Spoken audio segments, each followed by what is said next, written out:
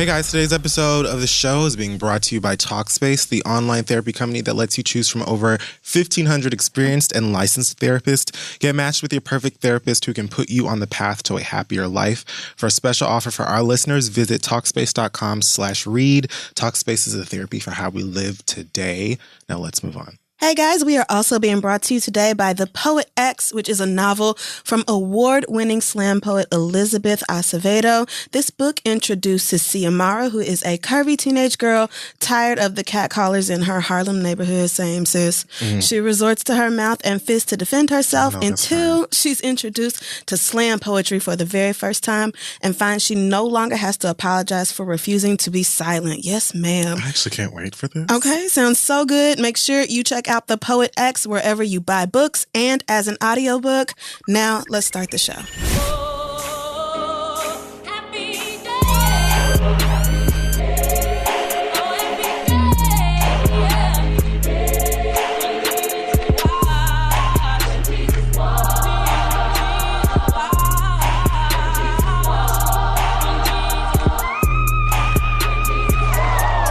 Oh, back off, Blanche.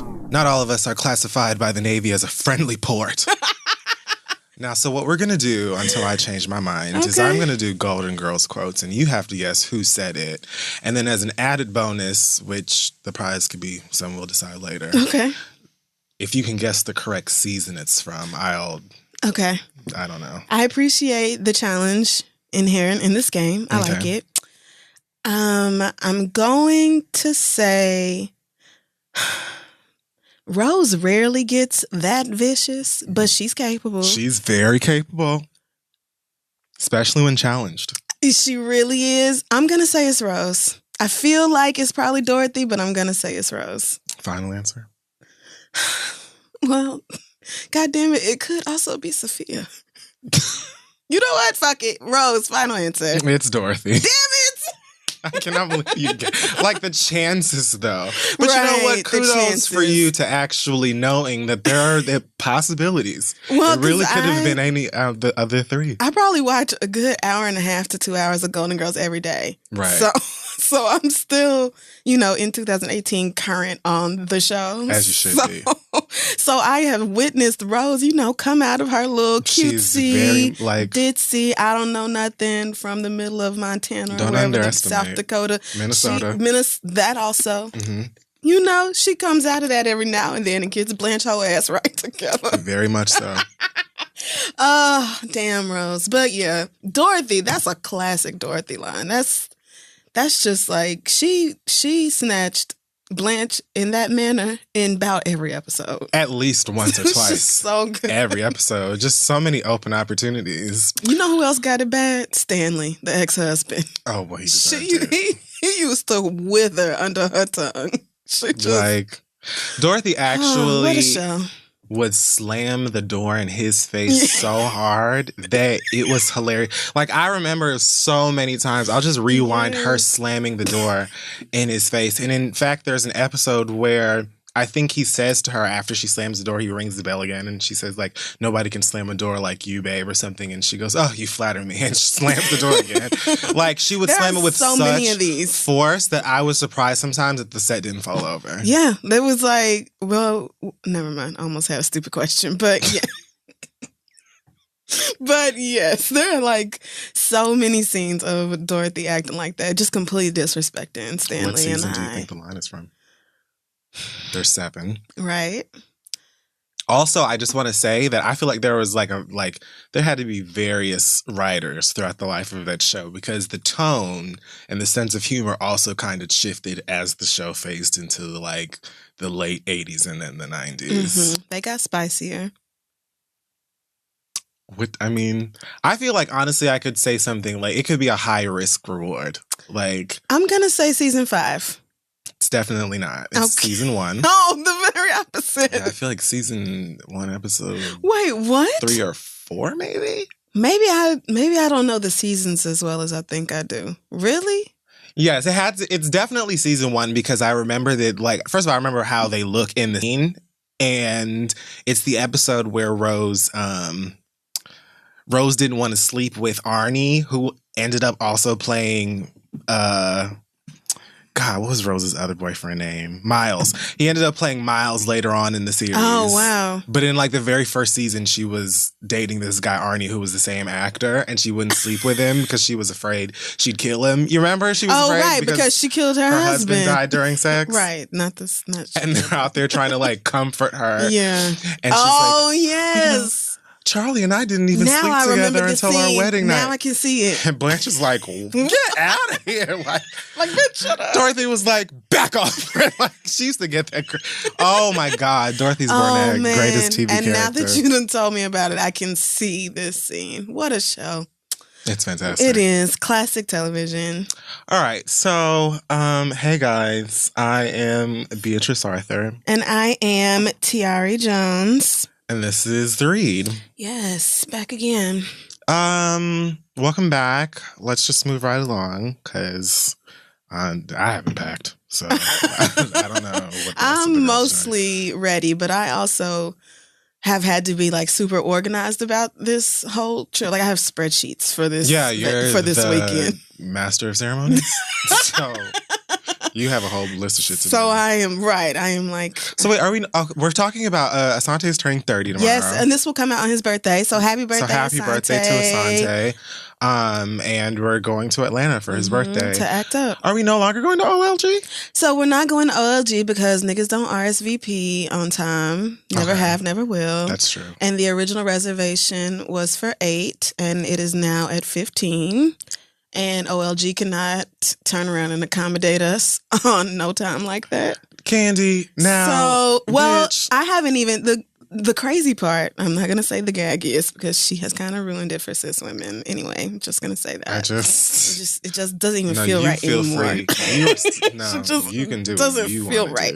But so I called OLG to try to see, can we book a room or something 2 days ago when I finally got the final count. And then there's like a recording on the phone of Candy and Todd that says, if you have questions about reservations, go to the website. Like there is no way to leave a message.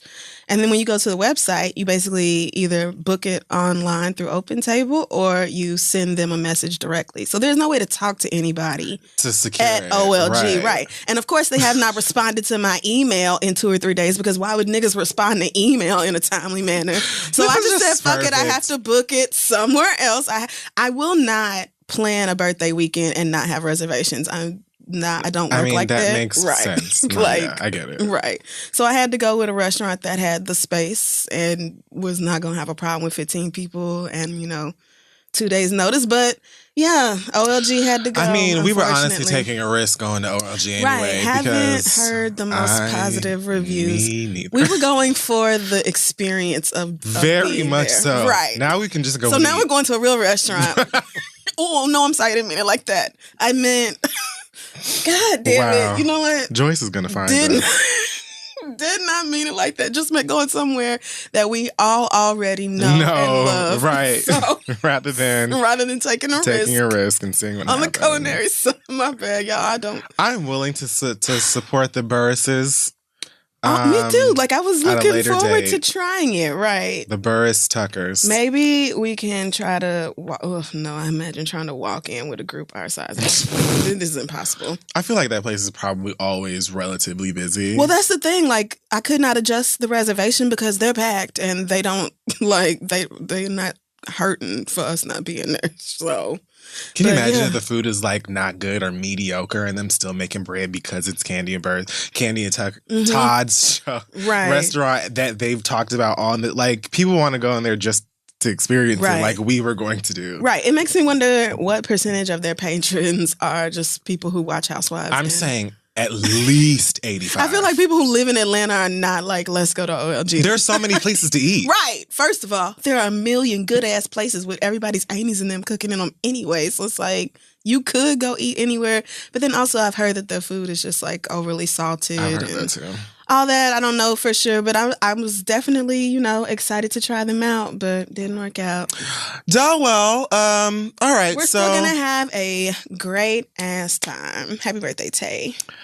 So Black Excellence this week. First and foremost, congratulations to everyone in Wakanda for crossing 1 billion whole dollars worldwide for the film. My goodness. It is now like, I think the second highest grossing superhero movie of all time. Wow. Beating The Dark Knight, which is the Heath Ledger. Like that Batman. was, and also a phenomenal movie. Right. Like even outside of it being Batman and the Joker, it was just really well done. Mm-hmm. So, I mean, first of all, great movie. Secondly, huge for comic book fans, especially Black Panther fans. Third, niggas. You know, like the black dollar. Yes. My God, like. And so now, like, I read today that Viola Davis and Lupita are doing some movie together where they're playing like Amazon I warriors saw that or on something. Viola's Instagram, and I was like, oh my God. I read that Spike Lee is trying to do a black superhero movie for Night Watch, which is another black Marvel character. Oh, okay. And I'm looking around and I'm just like, of course the girls are. I knew this would happen. I knew that Black Panther was going to come and show the fuck out simply because Black Panther is a major character. Like comic book fans would want to see him anyway. Mm-hmm. But just the fact that it was such a moment for us, I just knew it was going to smash. I'm not surprised about any of this. And I also knew that it was going to completely scalp the industry and define what the girls are going to be doing next. I'm excited. Yes. I am thrilled. It is just amazing. What a time. Just bring I on almost Storm. want to go see it again. Like, I get mad at myself when I think about that. Like, why can't I chill the fuck out about this movie? It is just... I definitely bought like 4 more tickets this weekend. I didn't even go. I just bought them to buy them. It is just so good. So, yes. And I bought 2 tickets to A Wrinkle in Time, but I didn't get to see that either. I feel like leaving the house. I'm going to go see it next week. I saw A Wrinkle in Time twice. I didn't trust my first experience because, first of all, I walked into the theater as somebody who read that book as a child. Right. And read it a million times and had built very much in her head a vision of everything. Right. And so I knew I was going to have to like let go of that. It's not going to be a direct adaptation of the book and all that. And then I was like really sick halfway through it and I had to miss like 20 minutes of it. So I didn't trust my first experience of watching the movie because too many wrong things were going on. Right. So I went and saw it again with Asante after we got back from DC and cried. So it's so beautiful, like visually stunning. Yeah. I cannot wait to see it in 3D. Oprah as God is just like, oh my, like it fucked my head up to experience her like this. Like it was just... I leave comments in her Instagram all over the time saying it's so exciting to finally see you in your true form. There's a scene with like you meet the other misses and like they have their personality quirks and all this and it's funny and cute. And then Oprah shows up and she is like 7 times bigger than everybody else. And the little boy is like, you're in the wrong body. And she's like, first of all, no such thing as a wrong body. Secondly, like... Bench, that's like Oprah, the universe spirit god or whatever. Like, she's here to fuck the game up and have y'all like out here doing some shit ain't nobody else ever did before. Like, it just, everything about Oprah in that role, I was just looking up at the screen like I was 8 years old all over again. I know that when she got that script, Oprah was like, finally someone gets me. Someone understands who I am. I mean, it's definitely, I know that it hasn't gotten a lot of people have given it salty reviews or negative reviews for one reason or another. And I don't think it was perfect or anything, but it was absolutely just like, I felt like it was just really lovely. And I enjoyed the story so much. I don't know. Like there's so many things I want to say, but it would be spoiling the movie for you, and I don't want to do that. But yeah, when I got rid of my, childhood imaginations of what this movie was going to be, I really enjoyed it. So I damn sure don't remember A Wrinkle in Time. I know I read it as a child, but I damn sure don't remember. When I found out the movie was coming out, I bought the box set on Amazon to reread it. Okay. I've been rereading a lot of my favorite children's books lately. I'm halfway through The Phantom Toll Booth now. Well, I just finished Ready Player One. Oh, Oh, that's a movie, right? We saw previews for that. I think it comes out like next month. There's a new, oh my God, they're redoing Mary Poppins, and Emily Blunt is Mary Poppins, and Lin-Manuel Miranda is in them. And I was like, holy shit. When I first heard that she was playing the character, I was like, well, at least like casting, I could see it. But I'm just like, another Mary Poppins, like remaking everything, my God. And then I saw the little teaser, and they really ain't show shit. Right, like, they really didn't. And I was so excited. I was too. I really can't wait to see it. At first I was like, I know that's not Lin-Manuel Miranda riding a bike and flying a kite. And I don't even think I knew he was in it. I was just like, wait, what? Like, I didn't know this movie was coming. And then to see her, I'm like, okay, that's that British or some other white country white girl that's really funny. She was in Devil Wears Prada, right? Everybody so goes I back like to that her, one. right? I know I've seen her in other stuff. I've always liked her in whatever. I mean, yeah, like that's her. I've seen her in her movie. So now I'm like, okay, now I am intrigued. Is this Mary Poppins with like a bitch attitude? Is this like Mary Poppins not taking y'all shit? I'm excited. Yeah, me too. I don't know why. I want to see that very much. So against it, but that little tiny bit of when the sky cracked open and you could just see her out in the distance with that umbrella. Oh, yes. Down. I was like, oh, I'm into this. I'm into this. We'll see what happens. Yeah, we will see. Also, on the topic of Black Panther and Black excellence, shout out to Tess Racer. I'm sorry if I'm saying your name wrong, but she's a 6th grade teacher in Chicago, and she created a Wakanda curriculum for her students. What? She leads a classroom of 30 Black students at the Dulles School of Excellence on the south side of Chicago. And it says here, the 2-part curriculum provides a creative opportunity for educators to leverage the film and discuss African colonialism and American racism separate from the Eurocentric history typically taught in American classrooms. Students are given the space to digest heavy topics such as global anti-Blackness and learn about the effects of colonialism through the experience of Wakanda, an African country that escaped the emotional, societal, and political trauma of white imperialism. I live. Why can't I go this? And I was like, what the balls? I want to go to that. I want to sign up for that class right now. Like, why is that not community college class that I can just sign up for? Being in fucking 6th grade and going and seeing Black Panther and then showing up to school and your teacher's like, here is the new curriculum. Oh my God. No, I can't. Especially because I went to a white ass middle school. So I really cannot. But half of my teachers are basically young Hollywood. And teachers don't make enough money to be that creative. Shout out to her. See, sometimes the right people are getting into the profession. Sometimes because you really have a love for children and you want them to learn. Right. And all they can talk about is fucking Black Panther. And it means so much. So yeah, let's integrate it into the curriculum and use it as a way to talk about the shit that you are going to face in this world as a young Black person. And 99% chance you would have not gotten this lesson in school in this country otherwise. Absolutely not. You would have had to seek out that knowledge on your own. If it was up to white people, textbooks would act like Black soldiers were fighting alongside white people in the Civil War like they wanted to do it. Yep. They would have you believe all type of... that slavery wasn't even a thing. That we just... Like, they would have you believe that otherwise. So shout out to this lady for going above and beyond with efforts with these kids. Because you are right about them not being paid enough. Okay. I know she's not making enough money to have developed a whole Wakanda curriculum. I've told you the story about how my chemistry teacher told me that she had a life when I said that I needed help. I know I've told this story. You didn't. I'm certain I have told this story on here before. The teacher was like, look, little nigga, ain't nobody got time for that. I was struggling in chemistry and I was like, I didn't even ask her to personally help me. I was like, is there any kind of like extra credit or like tutoring or something that happens after school that I could do for this? And she was like, I don't have time for that. I have a life.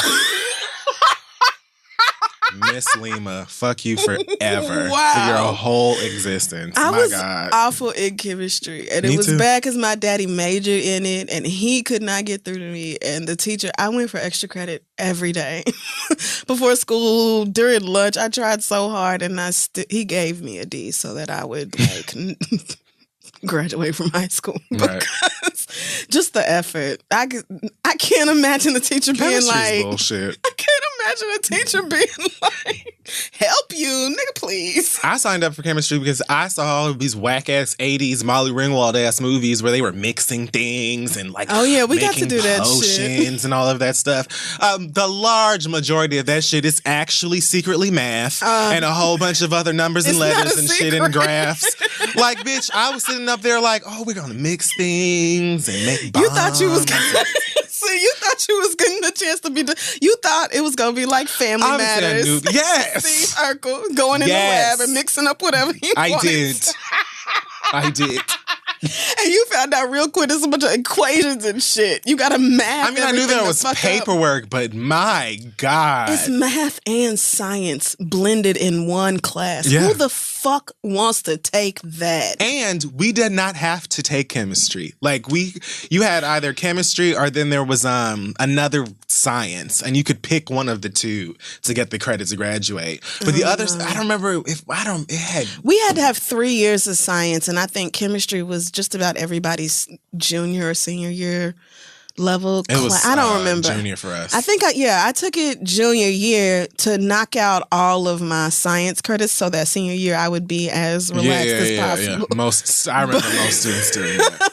But my chemistry teacher showed real mercy on my ass because math and science have always been my worst subjects. Why in the fuck would I take a class that is literally math and science? My chemistry teacher literally chucked the deuces in her ass. Maybe she could stay after school. She was just horrendous. No. She was like young. She's probably younger than we are right now. And she was like buxom. And she was always wearing like, she was trying to be like cute and stuff. She knew like a lot of the little boys were looking at her and like thought that she was cute. I'm dead ass. And she was trying to be like the cool student. She came and showed like Braveheart one day because she didn't want to do no work. She showed like, what was it? That movie, that horror movie. I'm like, what the fuck does this have to do with chemistry? She was the worst. She was wearing Fashion Nova to class. Absolutely. Like, when I think about it, like, Veronica Vega and Young Hollywood really were my teachers. God. Like, those people were my teachers. Anyway. So this week in A Wrinkle in Bottoms. A wrinkle in tops. A top in wrinkles. A wrinkled top. Keep going. It's fine. Where to begin? A wrinkle in verse. Now you got me on this bullshit. So let's just start with Beyonce because it has been today is the day. Officially revealed a few days ago that On the Run 2 is happening. And the tickets, the pre-sale happened today. Mm-hmm. Then I guess the tickets officially go on sale on the 19th, which I believe is Monday. Yeah. I mean, we discussed this. Right. We talked about our feelings. I saw this coming. So it was just, I knew that whenever she announced it, you knew it was going 48 hours or less to get your shit together. Not which shocked. Was true. Not shocked. Right. I did wake up early with all of my logins and codes and things of that nature to make sure I got my tickets and that my place was reserved, that Beyonce knew, like I knew, that I would be there. Mm-hmm. And that was it. Like, there's no question. Right. First of all, everybody saw this. Like, we didn't even call this. Everybody saw this coming because the screenshots were on Ticketmaster were everywhere. Like, and her actual verified page posted it on Facebook. So it was just a matter of when is she going to tell us about it. And didn't you say that maybe there was a chance that she was doing that just to be like, hey, girl, like, so I'm coming an extra warning, right? Don't spend that tax refund just yet. I mean, I don't know. It could have been, really, we'll never know if that was a genuine mistake or if Beyonce orchestrated that mistake. Truly don't. I just knew that after all that shit happened, we knew with the braids and everything. But after that, It was like, it's literally, they're going to be on sale within a couple weeks. Exactly. Even prior to whatever happened on her Facebook last year, when we saw that laptop and them braids, we were like, okay, well, let me look at my savings now. Right. Let me see what she's talking about and make sure I'm serious. And she's going to Coachella.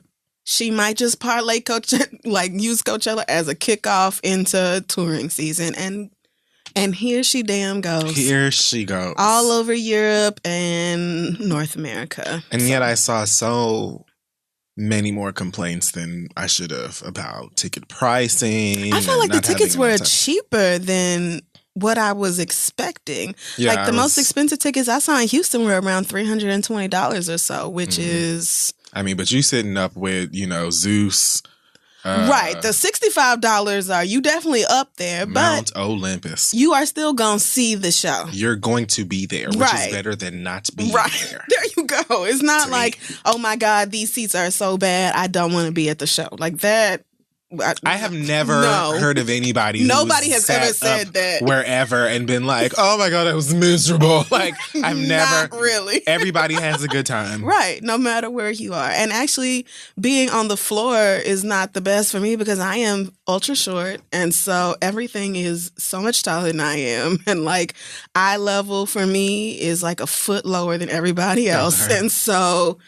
Like, for me, I would rather be in the stand somewhere, maybe not too high up, but I don't have to have, like, the most expensive seats where you can reach up and touch these niggas. First of all, I already had that experience. Yeah, very fun, but I don't have to do that again. Mm-hmm. And, like, I could just chill in a regular-ass section and have me a good-ass time and be able to see the show. So I just looked into it, stepped into this day with, like, I'm going to go on Ticketmaster, and ask for good positive vibes to be with me and hit best available and click purchase. And that's just what I'm going to do.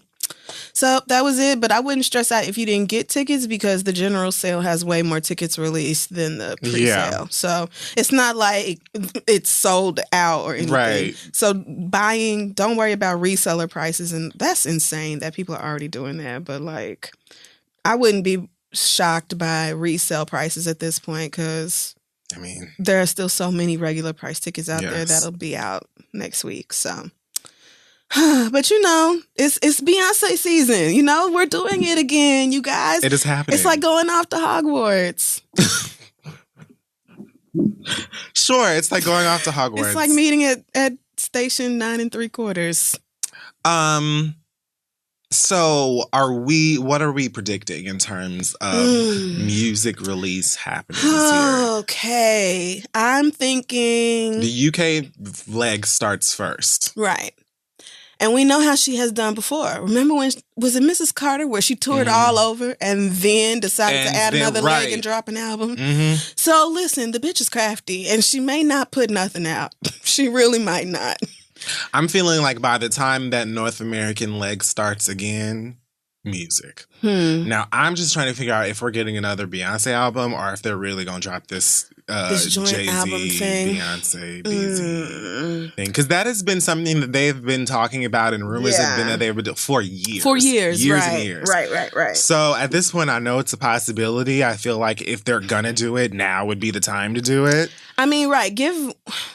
Not that anybody needs to take my feelings into consideration, but for me, it is going to... I did not go to the 444 tour because I did not want to hear Jay-Z rapping about something that hurt my feelings to listen to.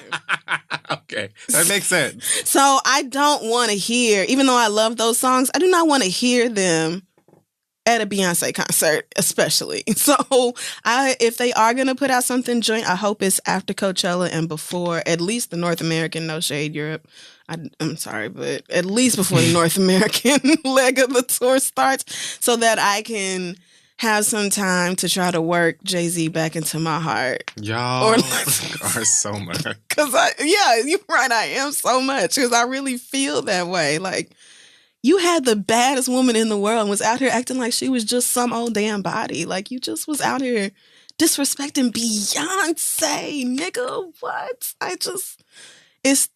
It's too much for me. Still fresh. So, right, it is. Still fresh. So if there is a joint album, I hope it's full of music that is not going to have me being like, ugh, this nigga. I feel like if there is a joint album that comes out now, they're moving past. I feel like everything that needed to be said in terms of that era or moment in their relationship has been said and done. I feel like from that, like here forward, it'll probably be more stunning on niggas, and they'll probably make some political, some updated 03 Bonnie and Clyde shit. Some new. That might be sickening. I mean, could be, and you know how much they love their gangster motif with their movies and stuff that they show at the. Yes, they do. Oh, I forgot they about love that. being criminals. I hope that and it's on really the like a run. sequel. I mean, it and is they do more right. of that. Maybe it is, or maybe it's so maybe some shit goes down and they end up separated. Like Jay-Z ends up in jail and Beyonce ain't or something. You're somewhere. And so, you got it. Yeah, I feel like I'm getting a vision. You know how me and Beyonce sometimes with my third eye and my Creole heart, I feel it. Tap into her. I feel you are correct. It's going to be like the vignette is going to be something along those lines, and they're going to come together, and we're going to get our flashes of Sir and Rumi. And I can't wait. You know we're going to see him. You know we're going to see him. And that's going to be the moment that the whole stadium is like, yeah. Because when they showed Blue, niggas cried. I cried. I wept. Like, especially because it wasn't just like one picture of Blue. It was like adorable moment after montage. Adorable moment, and her slobbing on Beyonce and then smiling. Oh my God. They try to fuck you up. I can't wait. She's gonna fuck me up. She could sing Halo again for all I care. If she I don't give a damn. Like, I don't give a fuck. All the songs y'all are tired of, she can do them. I don't give a shit. I don't give not one I really don't fuck. care because I'm going. And y'all really asked me, was I not gonna go because JC was there? Bitch, shut please. up. Be serious we discussed that too. About your life. Hell no. But yay, Fave is back. So yeah, I can't wait. Wait, which concert are you going to?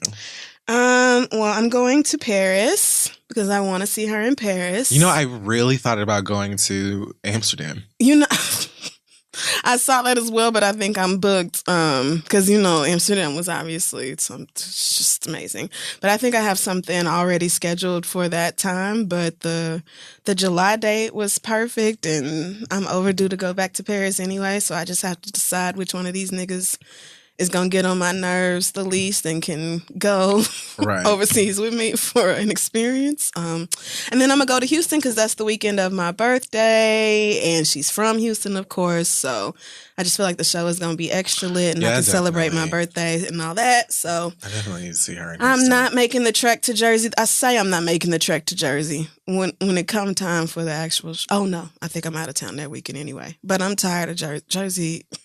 Yeah, I hate going. I hate that that journey to Jersey. Oh God! And more than going, I hate leaving. Coming back. Oh, right. Oh, this is so bad. God, and I know it's gonna be awful in Houston because everybody drives. Everybody drives. What we did for Formation was probably the best option, and that was like us walking a mile away from the stadium to where you could actually get a car out of there or something. Right. Yeah. It's like, it's not even trying to get somebody to come pick you up at the stadium is fruitless, pointless. Even trying to get on the train or whatever to get out of there is just it's hell. Packed. It's packed because every fucking body is getting on the train.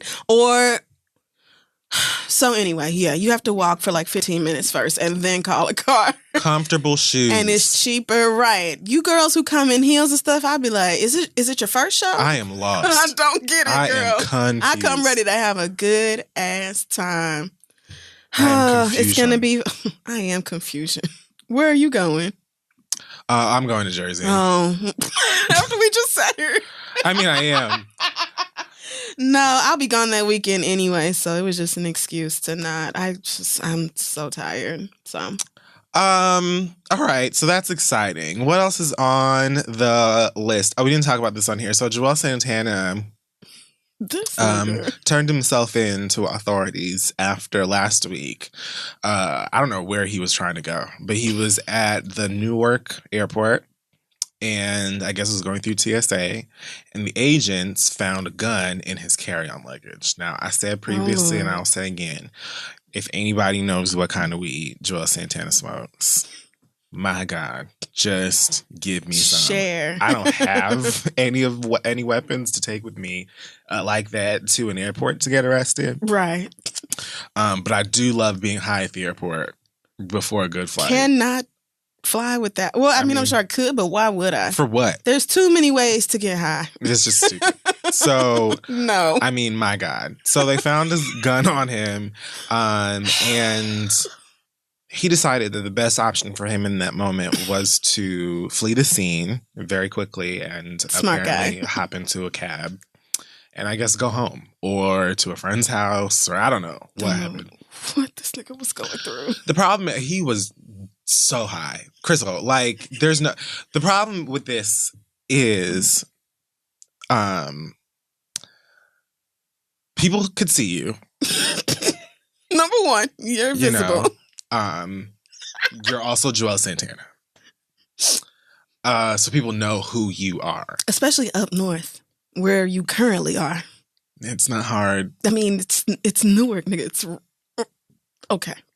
So it didn't take too long. This is a federal location. Like, this is... I don't even think he was advised. I'm sure it just wore off. Whatever his high came down, and he was like, oh, I guess I gotta go. Like, you could not have possibly thought you were going to get away with this. You were at the airport. You can't just... TSA is not going to be like, oh, never mind. What? What gun? Oh, yeah, let's throw it away. He had to have been high because nobody who wasn't would have run. Nobody. I just have to know what strain it is. There's no way that, like, oh man. So besides the gun, he's also been booked on possession of drug charges. No, because they found OxyContin, I guess, in his bag too. Oh my God. Possession of a firearm brought by a convicted felon. He really did pick up the dope boy's bag. Well, the dope boy. Who knows? He really did. Like, I'm just thinking, how many guns do you have on your person? That it's just like, to where oh, you forget that you have one, right? This is my gun bag. Like, what? And enough oxy for it to be like noticeable and clearly not a prescription. Oh, sir. Guns and drugs at an airport? That nigga going to jail. Damn. Wow. Well, that's a sad story. That's real unfortunate, man. Like, because it was so preventable. He's got kids and a Kimbella and a whole bunch of stuff. Like, you don't have time to be just going to jail over silly mistakes. Well, I mean, I don't even know what to say to you other than good luck, because you're not getting out of that. I mean, there's just no way that you can get out of arguing. That. It's really bad.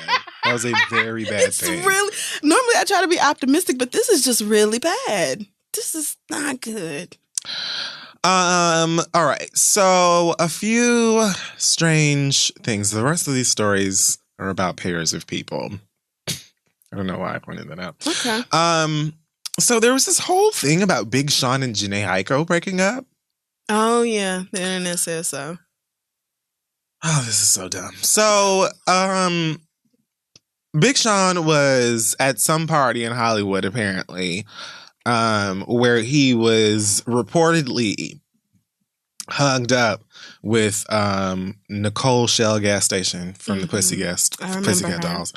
And they're saying that promptly after the reports came out that Jhené Aiko unfollowed Big Sean on Instagram, which is a whole big thing because, you know, that's where they go to express their sexual desires for one another. True, I've seen it. Now we won't have any more of that. So it was this whole thing and like a meltdown all over social media with people and memes and jokes. And of course, you know, just how, you know, niggas are. And jokes, yep. I believe Jhené was gearing up to perform at South by. Like, yeah, I think she's been I've seen all her bad bitch pictures from overseas performance and every performances. So dainty and she cute. Is. She's really cute. So she came out afterwards and said, I guess when she got off stage and back to her trailer or whatever and had time to get on the computer for her phone, she tweeted, "Sorry, but nothing about you guys' fan fiction stories are true. I still love you, though. The internet is a wild place. It's a whole other reality. Bless the internet. Amen." Big Sean retweeted it with the nigga clap emojis. Okay. All right. Okay, so it was fake. It was not a breakup, apparently. I don't know what. First of all, like, what do y'all do to be going and like worrying about who follows who or unfollows the person? And that's what I'm trying to figure out. Who thought that they noticed that Jhené Aiko unfollowed Big Sean? Like, how did that even get started? Was any part of this? I know Jhené posted a whole long Instagram caption that I don't remember any real parts of, but it was basically just like, all of y'all who make up lies for celebrities for fun, I hope you find your true purpose in life and stop being miserable one day. Which, I mean, okay, valid, but I mean, the internet, niggas, nobody. I struggle to understand how this story got started. Like, did somebody literally just sit there and make up a? Well, there actually is a photo of Nicole Schwartz-Ginger hugging Big Sean. But when I tell you, let me find it. That's not... It's giving very much a like, oh, so good to see you. Have a blessed life and all of your future endeavors. Like, it's not giving, I'm in room 2B. Come beat this puss. Like, not how, like, Alicia Keys looked at Kerry Washington in that gift. Wow. Is it like that? Mind blowing. You know exactly what you give up. This is very much like, oh, my Uber's here. Yeah. Bye. It was so good to see you. This is the scandalous. I guess. That's really like, yeah, that's the Uber nigga. He said I got 2 minutes or he gonna cancel the ride. Let me go. He doesn't even look like, he looks like he's trying to remember which one of the Pussycat Dolls she is. Well. Like, what? And like, unfollowing I can't believe that people, picture was enough for y'all to start a story. because it's like this whole scandal of like, she unfollowed them. So beef. I unfollow people that I love very dearly all of the time. It's not that Sometimes serious. you do that weird like grid collage shit and I hate it and I don't want to see that. So I'll follow you back when you get that out your system. Sometimes it's like you're doing like way too many ads. Oh, God. Way too many promo codes. Like, that's all it. Or too many memes. Honestly, as soon as flat tummy tea pops up on my Instagram, you're out of there. Like, I give you girls like the space to do that. But like, what are you doing? You know, like, what else is going on in your life? Anything else? You know, like, are just quotes. Oh, yeah. Everything is like fake deep, but don't ask me about it. Like, I could go to Urban Outfitters and buy one of them books if I just want to read a quote every day. I mean, because that's where you're getting them from, girl. But it's fine. It's fine. Like, I don't think who follows whom on Instagram is like necessarily a measure of relationship status or like love for one another. But I also just don't really be giving a fuck like that. Like, I'm just not going to devote energy into that. For why? Right. Well, y'all, I guess y'all got on her nerves pretty damn good because she didn't address you about it more than once. Oh, another couple addressing a similar situation. Amber Rose and 21 of the Savages went through a similar thing, I guess. They both recently unfollowed one another on social media. But Amber Rose told the Shade Room, we're still together. I just unfollowed over 100 people. His unfollow was on accident. It's back up now. But apparently 21 Savage is not followed back. So this is the thing. Like, this is a news story. Like, this is where we're getting information now. It's like, who is following each other? We're in Black Mirror. Like, and this is being reported on like multiple sites. Like, she actually took the time to explain, I unfollowed him by accident. And people are like, but he's still not following you. Like, this is...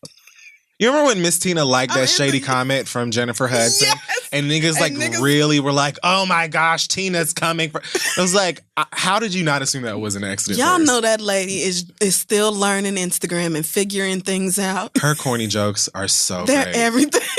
Nobody else can make me laugh telling those jokes. They're so good. Like, y'all know that lady was not trying to be publicly shady or probably even like just leave her alone. Y'all, that is Beyonce and them mama. She is not trying to be out here Miss Tina starting is no so shit. happy in her life with her husband and her like Who can blame successful her? children. Who can blame her? Like, right? where does she You have? gave birth to Solange and Beyonce. There ain't nothing else to say, right? Who gave birth to Juelz, Blue Ivy, like you're certain roomy young legends whose faces I still have not actually clearly seen. And they're both richer than me. Right. From inception. So, I mean, I forgot what we were talking about. Separate to that, though, 21 Savage was on Ellen, which made me laugh just in itself. But he performed the song Bank Account. Oh, no, the Ellen dance? I didn't watch enough of it to find out. Okay. I think I got to 1, 2, 3. I maybe made it to like 4. And then I stopped. I can't imagine that audience doing anything other than clapping on the 1 and 3 while he does that. So confused. Okay. But he also announced that he's partnered with Get Schooled to start the 21 Savage bank account campaign. He presented a $21,000 check on the show. And this is a campaign that is supposed to help young Black kids learn how to save money. Exactly. There we go. I was wondering what the fuck. Of course. Ellen ties it something in. About this don't make no sense. It's supposed to teach like financial literacy. Kids learn how to save money and open a bank account. And well, that is actually useful. Right? Okay, 21 Savage. I am impressed. I would love it if this was his idea. You know what? I will not assume that it wasn't. I won't either. I will say that is great. That is a really good idea to teach children financial literacy and money management from a young age. That is so smart and a great use of your money. So good. Don't judge a book by its cover. Mm-hmm. Even if it has a knife tattooed betwixt its eyebrows. That's right. Because you never know. A boy can start taking showers and drinking water and eating green things, and you never know where he might go from there. Never know. God damn it. Uplifted. He's a shooting star, bitch. Amber Rose had some comments about the Me Too movement. Can we not? Because whatever it is. She said it's kind of very frustrating. Okay. It's kind of very frustrating to me because all of a sudden, thank you. I mean, it's either kinda or very. I was going to leave it very means alone. A lot of it. I was going to leave it alone. You know what? Maybe this is a typo. Because all of a sudden, feminism became such a mainstream thing. Now, what? Now, white rich actresses start coming out and saying, me too, me too. But what happened to all of us? What happened to the strippers and the LGBTQ community and the Black girls in college? Like, no one wanted to talk about these people. And now all of a sudden, going past that, even like Black women don't even make half as much as the white women in movies. I'm reading this on the Shade Room. Okay. Is this a direct quote? I'm assuming so because they're in quotation marks. So I think Amber Rose is maybe not malintentioned, but some things are going wrong. Yeah, I think she's overlooking a few things. First of all, talking about I just think it's so amazing that feminism is now mainstream. Like this movement is not what brought feminism into the mainstream conversation at all. Nope. And Amber Rose, as a celebrity, you have made your own personal branded feminism into something that you have tried to make as mainstream as possible, like with your slut walks and all that. So I think maybe you're talking about the conversation as though you're not part of what you think the wave is, when you definitely are. But then in addition, it kind of sounds like you're not wrong about, it being an issue when privileged white girls talk about it, even though Tarana Burke had created the whole Me Too idea years and years before. And things happen to women of color and it's brushed under the rug, and women who do sex work and lower income, all of that is very true. But I also think that there has been a lot of public calling out of that sort of thing, and that a lot of the people who have been vocal about the movement, or like the regular everyday people, not even necessarily the celebrities who talk about Me Too and all that, are also saying, this is not an entertainment industry specific issue. This happens, and I've heard this said over and over again. Right. This happens across industry. Like, women are treated like this in restaurants, in schools. Like, no matter what you do for a living, you are probably going to have to deal with some sexism, misogyny, bullshit from men, perhaps being sexually harassed because we are women. Like, so like I guess the wave started because famous white girls were willing to come up and say something, but I think the movement has also tried to be inclusive in that way. So I'm really just not sure where this criticism is coming from. It sounds like she's saying, how come when I did Slut Walk, y'all didn't take it as seriously as y'all doing this? Which I feel like, and again, I have to apologize because I didn't, like listen to or read the entire interview, so I don't know if she was just being questioned her opinion on it or what. But I think that, you know, as Amber Rose, you know, is someone who is working actively in feminism or attempting to with her slut walk and all of these other things. So I just feel like this was honestly an attempt at her trying to say something like deep and kind of like, you know, hitting an airball. Right, because that's what I'm saying. Like, you're making valid points, but you're acting like this move.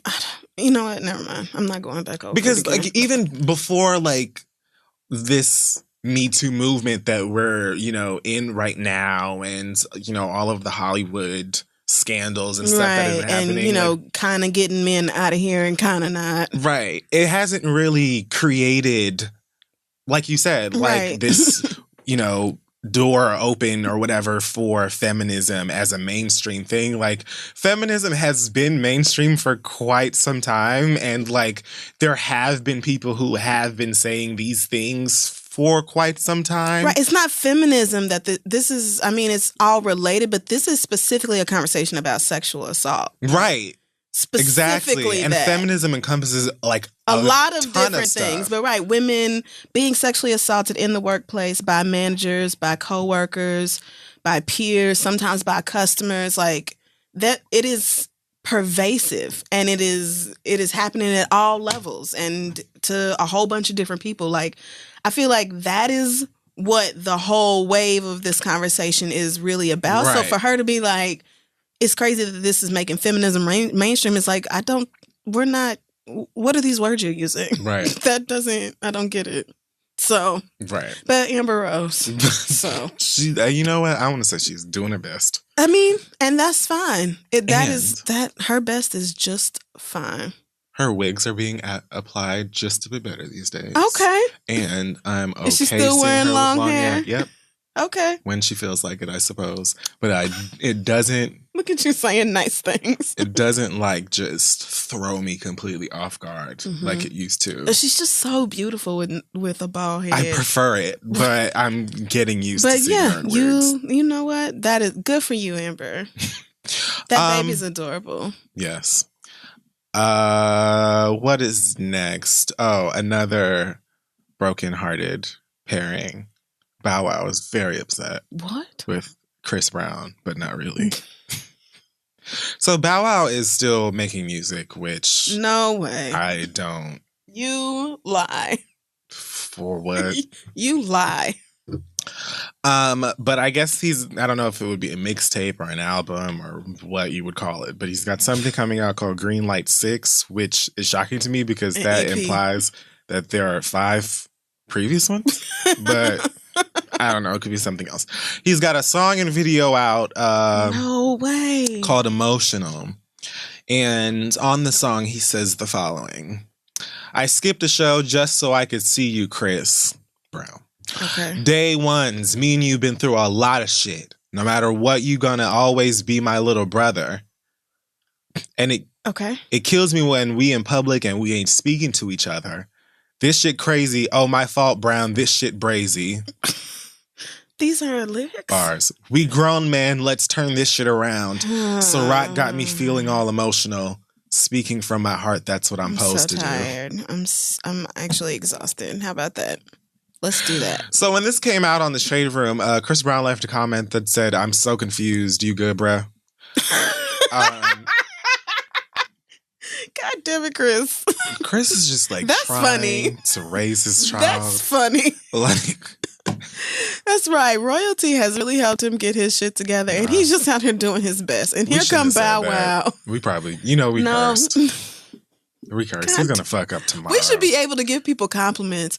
Oh my God, fucking Skepta. Did you hear about? He's next. Oh, yeah, he's next. We'll get to him. We just said, nigga. We'll get to him. Yeah, that's definitely on here. Bow Wow's going through a lot. Okay. I feel like Bow Wow puts himself through a lot. Because all of these things... That's a better way to put it. Every time I hear about Bow Wow and some foolishness on the internet, I'm just feel like... Who asked for this? This could have just been avoided if Bow Wow would... You asked for this. Stop. Right. Like, I'm... Who... The fact that Bow Wow has a song and video out, and I literally have heard nobody talking about this. Why would we? So Chris Brown said, "Little nigga, are you feeling okay?" Mm-hmm. And now all of a sudden he's over it, or he said afterward to some other comment, Bow Wow said, "I'm not beefing with him, and I never ever will." And that was apparently the last of it. So now I'm feeling like he just was like, I went to this party one time and Chris had too many bitches around him and he didn't say hi to me. And so I'm going to just use this as a way to promote. You know what I'm saying? Because he's saying he don't know what the fuck you're talking about. You're saying you don't have no issue with him, but you dedicated like 8 bars to how you feel emotional. Confusion. Like I don't. It doesn't make sense. I would not be surprised if he was just like, I'm just going to say something about somebody on here so people will talk about it. Damn, he just wants some attention. That is Bow Wow's story. Oh, that has been Bow Wow's story sad. Since he shaved them braids off.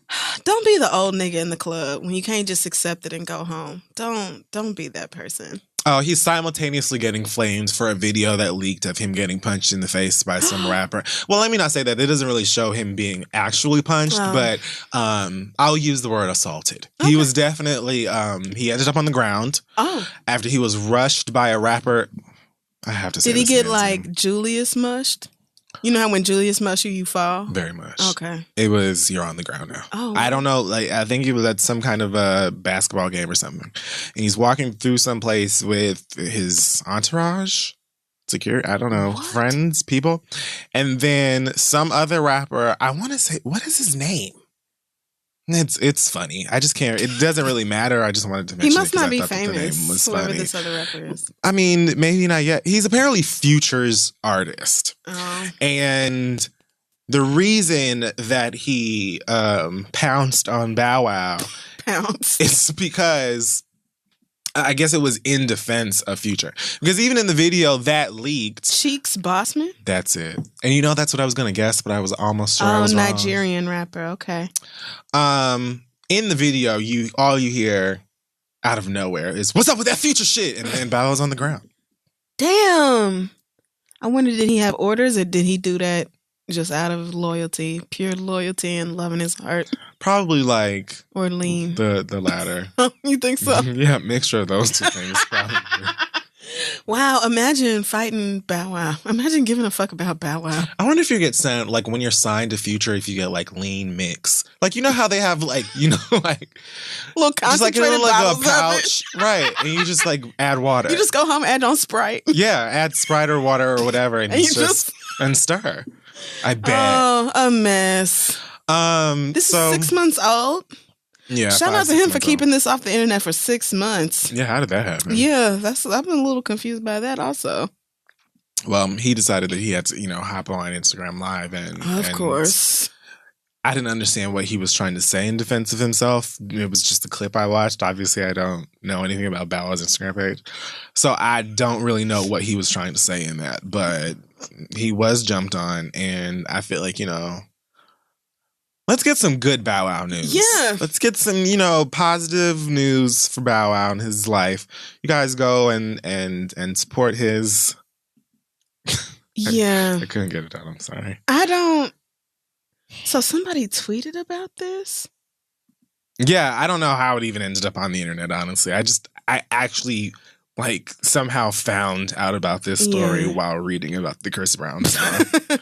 All he said was that it didn't go down like that, but he doesn't give the details. Well, the nigga who mushed him, I put that on my hopped on as it was happening and called him a bold-faced liar. Oh, wow. I don't know that young man. I do know that Bow Wow is notorious for telling things that are not true. Yes, trying to... taking pictures of jets off of Google image search. All that was missing was a Getty image watermark. What are you doing, dude? Oh, God. It's not even that serious. You don't have to be that person. You know what? Okay. Well, that's sad. And funny as fuck. Birdman and Lil Wayne were spotted at Club Live in Miami hugging it out recently. Okay. Although I guess the $51 million lawsuit against Cash Money is still ongoing. They have a very odd relationship. And that's putting it mildly. Yeah, like they... I feel like that's the behind the music on them two is going to be popping. They need a movie. They need like a fully fleshed out, properly casted, produced movie. Yeah. I know it's coming and I can't wait. Birdman just can't be the one to make it. Right. That's the thing. It can't. No, it can't be like Dre doing Straight Outta Compton. Nope. It has to be something that shows the stank. Right. Because I'm so confused about how a nigga owes you this amount of money and somehow y'all are cordial after like very publicly not being, and he ain't gave you your money. So what is happening here? I mean, I support the piece and everything like that, obviously, and I know that like Birdman is essentially like a dad for him and stuff. So I'm sure that the relationship is complicated and not many people will get it. The only reason I say it's weird is because this is not the first time that this has happened. And then Wayne will be like performing somewhere and be like, fuck Cash Money, fuck Birdman, or whatever. Like, so it's back on. It's like, okay, so I just want the announcement that like everything's good. Wayne's about to, do some music or whatever, and everything is squared away. Tony Braxton is still got whatever money left. That's working out. Everyone is happy. Okay. I just want everyone to be happy. Well, I'm glad that they are back on each other's good side for now. We'll see if it stays the same another month. Yes, I'm all for the no violence part of everything. That's great. It should have that. I don't even understand why it would have ever come to that. Right. Well, $51 million is a lot of money. See? But still. Maybe it's like the listener letter last week where the girl was like, my mama is just stealing money and like fucking my life up. And like, I'm tired of it, but I love her. Right. Yeah. Wayne just be like, I don't know why I enable his shit. I swear I don't know why I do this. This isn't a story, but have you seen this picture of Escape?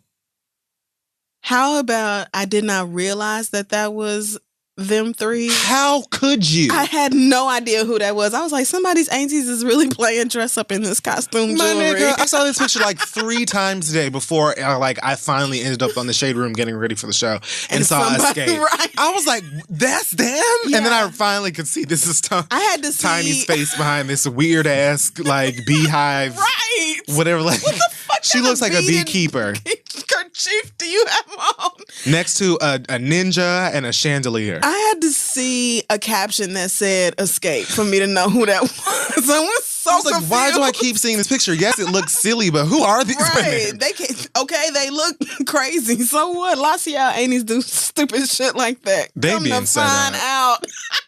This is that is rude. Vince Herbert, is this your work? I don't think they're working with him anymore. Oh, damn. I feel like we talked about it before. I'm not sure, though. Okay. I know that I don't think Remy is working with him anymore, but I'm almost certain that they said they're not working with Vince. Well, but I could be wrong. Well, whoever they did this then wrong. Who is to blame? Right.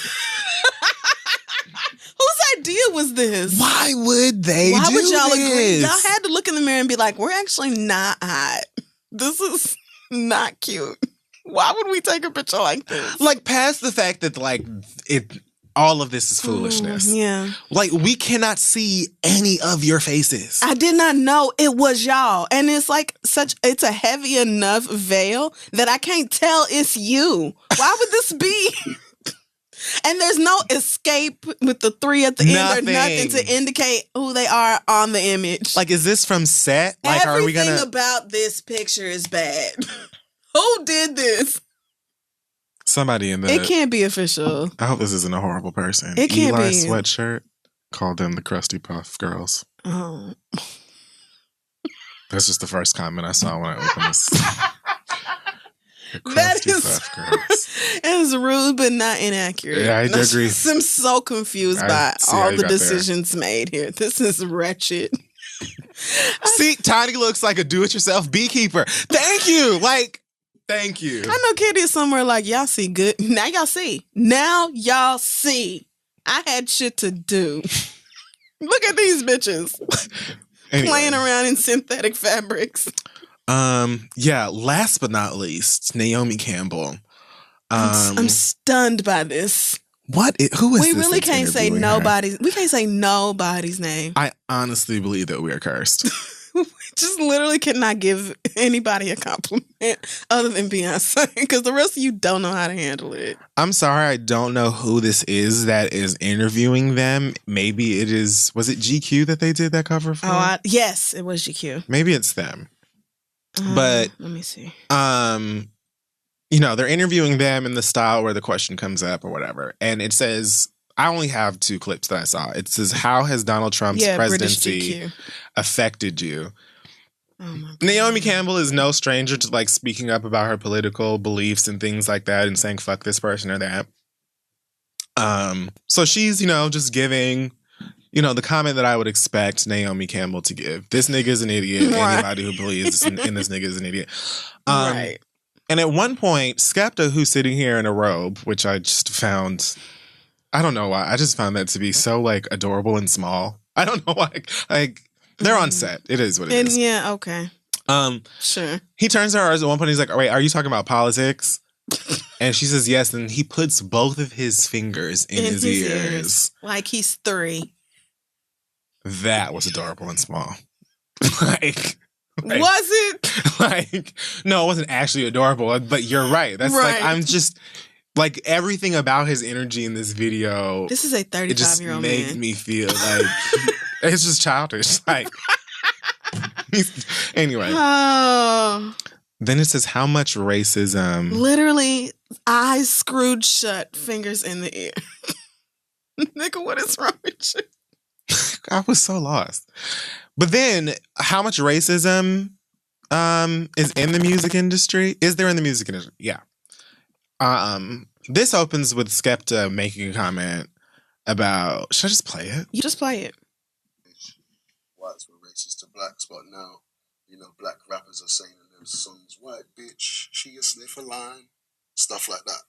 It's like, why can a black rapper say that? For white Naomi's face. Black bitch. She's the most beautiful, precious diamond in the world. No, it's just on her face. Like, it's not moving off of her face. Put the most beautiful flower on the end of it. He'll get crucified for saying that. I think everybody deep down knows wrong or right, so when people being racist, they know nigga. Naomi's face is like, you couldn't just be a pretty dick. You had to open your fucking mouth. I did this. This is my fault. You are here because of me. And you have the nerve to embarrass my ass like this. I just said, how dare you be so ignorant? And I was confused about this point of view, this stern point of view, when you just plugged your ears at the talk of politics. I just honestly want to apologize to everybody else because I definitely gave Skepta more than he deserved. Because I felt like 35 years old, first of all, you kind of should be done with the dumb shit. We tried. And also the fact that you had, up to this point, not embarrassed Naomi Campbell so much that she decided to bring you on the cover of GQ. So I thought, surely this nigga must have his shit together in some way. No, but then for you to... together. I'm not even going to bother with his statement because we all know how fucking dumb that was. If you haven't seen it yet, though, you have to watch it if only to see the way Naomi Campbell is looking at this fool. If I wasn't so into like this whole office thing that I'm doing right now, I would make her face my new Twitter avatar. It is everything. Steaming. Like, I know that she gave him a piece of her fucking mind. You are really talking. Well, you really gonna say this? Okay, you are still talking. Like, oh wait, to be a fly on the wall. I just can't believe it. Feels like yesterday that we were like, yeah, Skepta, okay, yay. Cute pictures with Naomi Campbell. I see you. You got a real one. He cute, and you just that fucking fast. I can't. I blame us. You know what? So do I. We should just not. We should not compliment anybody. Right. We just always have to be cynical and assume the worst. Because goddamn. What the fuck? How dare you? I don't even care that you said something dumb. You embarrassed Naomi Campbell. In her presence. Like, you didn't even have the nerve to be like doing your own separate interview and then say something. She's sitting right there. Oh my God. Naomi, she looking like this is going to be on the internet. Yeah. This is Oh, God. This is going to be a fucking headline. Oh, my God. Whichever one of her homegirls or cousins told her not to date that nigga to send her an immediate text. She's been waiting for it. That friend has been like, I told you about his dumb ass. I told you. I told you when he argued with me about the earth being flat that you needed to leave that little nigga alone. He probably does do some dumb shit like that. I don't know. I can't believe you disrespected our legend like that. Wow. You just embarrassed her like that in front of people. It's just wrong. All right. Well, that's it for Wrinkly Top. This week, much. My God. We're going to take a break and come back. Hey guys, huge shout out to our sponsors for this week, Talkspace. Talkspace is the online therapy company that makes it easy to connect with an experienced licensed therapist who you pick based on your preferences for a fraction of the price of traditional therapy. You can send your therapist text, audio, and video messages, or even do a live video chat. Talkspace therapists are fully licensed to go through a rigorous screening process in addition to thousands of hours of supervised professional training. So you're not talking to some, random weirdo who don't know nothing about nothing. Exactly. This is not somebody in a call center somewhere trying to make their quota. You're talking to a real licensed therapist. And so to match with your perfect therapist today, go to Talkspace.com/read. And as a special offer, you can use coupon code READ to get $30 off your first month. That's coupon code READ and Talkspace.com/READ. Talkspace, it is so convenient. Therapy for how we're living today. Let them know that we sent you, and let's move on. Okay, we are back, and it's time for our listener letters. Yes, send your questions to asktheread@gmail.com. Shout out to everybody who has sent us in thanks for, helping them realize that they shouldn't be tolerating dumb shit from a nigga, which, amen. I mean, when you get to that point in your life, it is such a blessing. It's freeing when you realize, like, I'm actually too good to deal with this. And so as soon as it pops up, I'm just out of here. I'm just gone. It's just, everything is up from there. So we got an email from Whitney who had advice for Harley, the lady who, her man doesn't ever want to spend the night, and it's been like a year and he just won't spend the night with her. I got some good theories behind that. Yeah, so she said she should consider whether he's ever fallen asleep in front of her. If he never has, he may have some kind of sleep condition that he's embarrassed about, like maybe he wets the bed or has sleep apnea or has to wear headgear or something like that, and he's embarrassed. But if he has fallen asleep in front of her before, then yeah, he's probably living with another woman. Good luck. That's all. And I thought, you know what? That's true. I've never paid attention. That's a good question. Like, observe that nigga. Does he fall asleep in front of you? Yeah, have you ever seen him sleeping in front of you? The answer's, I'm not gonna put that. Yeah, I'm not gonna put that into your relationship. You've been given the tools. Right. Do with them what you will. It's up to you now what you're going to do. Also, shout out to everybody for letting us know that Des Plaines is pronounced Des Plaines. Yeah, even though Dame Juan is Dame Juan. Right. It's like, we don't know why these cities are pronounced. I don't know. Apparently, people in Illinois do not know the answer to that either. They're like, it just is the way that it is. That makes me feel better. Our first letter this week comes from a dick-deprived woman. Sorry, girl. That's how she described herself. She said, I'm a 26-year-old pansexual cis woman, currently in a relationship with a hetero cis man. We've known each other for 2 years and have been together about 9 months. In that time, I've noticed that we don't really have sex very often, like weeks go by without anything, and surprisingly, it's not me, it's him. I've never been in a relationship where sex wasn't always on the table. It's weird because I feel like I'm always trying to get some dick because of how rarely I do. I feel. And when we do have sex, it's straight to the pounding with no real intimacy. In my most previous relationship, I was with a woman and the sex was amazing, of course. Yeah. I was able to explore my sexuality and learn my body. I can clearly tell that he hasn't had that opportunity, but it also seems like he doesn't want to. Whenever I bring up the use of sexual aids, he immediately says that shit is weird. He's even gone as far to say that he can't be seduced, and he's right. I have tried. All other aspects of our relationship are damn near perfect. We talk for hours. We discuss all problems immediately and genuinely enjoy each other's company. I want to bring this up to him, but I don't know how to approach the situation without blatantly saying, give me some more dick or I'm out. Please help. Any advice is much appreciated. Love the show. Thanks. A dick-deprived woman. Well, I guess this is about how to have that conversation if you want to have it, because you need to be sexually satisfied. That's important. Or you're just going to go fuck somebody else probably Right. at some point. So, I mean, whatever his reasons are for, I guess, holding his dick to himself, I don't know. Perhaps. What those are, they're kind of irrelevant. But I guess you would find the least awkward, like aggressive way of saying, can we bone a little bit more often, please? Because, you know, my loins. Right. Like they are looking for some attention and you're not. I feel like if you say to him, listen, sexually, I'm not satisfied, then he has to be willing to have a conversation with you about why that is and what y'all can do to resolve it. Like there can't be one person on one end of the spectrum of like sexual desire or whatever and one person on the total opposite.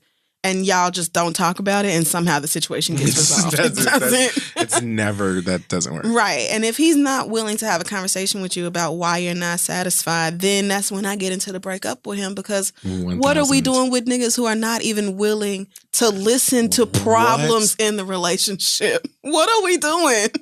What? Why? So, what world are you even living in that you really got to fuss with your nigga about giving you more dick? Like, I'm sure there are several niggas who wish their girl was like, oh my gosh, I'm not getting fucked enough. Like, please, please, please. Yeah, this is on the rare side, but it's not even really about the dick. It's about the fact that he's not willing to talk to you. Yeah, absolutely. Like, y'all are just, like, it's just a problem, and it just, oh, well, is. Like, you've suggested, you know, doing different stuff in the bedroom or whatever, and he's just closed off automatically to the whole idea, then it's like, I'm not going to beg you to try to work through an issue that we have as a couple. If you're not willing to talk about it and I can't convince you to talk to me or talk to a therapist, or I don't know, if niggas jump into therapy after being together for 9 months, I would probably just be like, look, either we talk about it and work it out or we don't. But right. I can't do this on my own. I can't try to convince you. And that's just, I feel like that's something that really kind of grounds relationships in every area. Like, that's just kind of, it's one of those things that like we say, like the answer or response to this would kind of let you know how a million other things would turn out. So yeah, like if you can't even have a conversation or meet me halfway with something that's supposed to be as fun as sex, then I am just gonna go find somebody else. Right. And so it's already rare, and then when you do have it, it's not good. Like, what are you even? Everything is wrong. Throw the whole nigga away. Just throw the whole nigga away. Just get a new one. You can't do nothing with this one. What is his problem? He's like not willing to listen to anything. No, girl. That would frustrate me more. That's too much. Than like not getting sex as much as I want to. Like not being able to communicate with somebody like on that level in your life is just it's numbing. I can't. Right. And I just don't. If the nigga is not, if you can say, wow, the dick you give me is not good, and he don't feel motivated to please you sexually, then, girl. I might think that nigga's an alien. Just got to go. Like, or just missing the part of the brain that feels any kind of like. Have I dated too many women? Because this would literally never happen. I've never heard of it. This is not a conversation. I've never heard of it. Y'all niggas have like surveys after.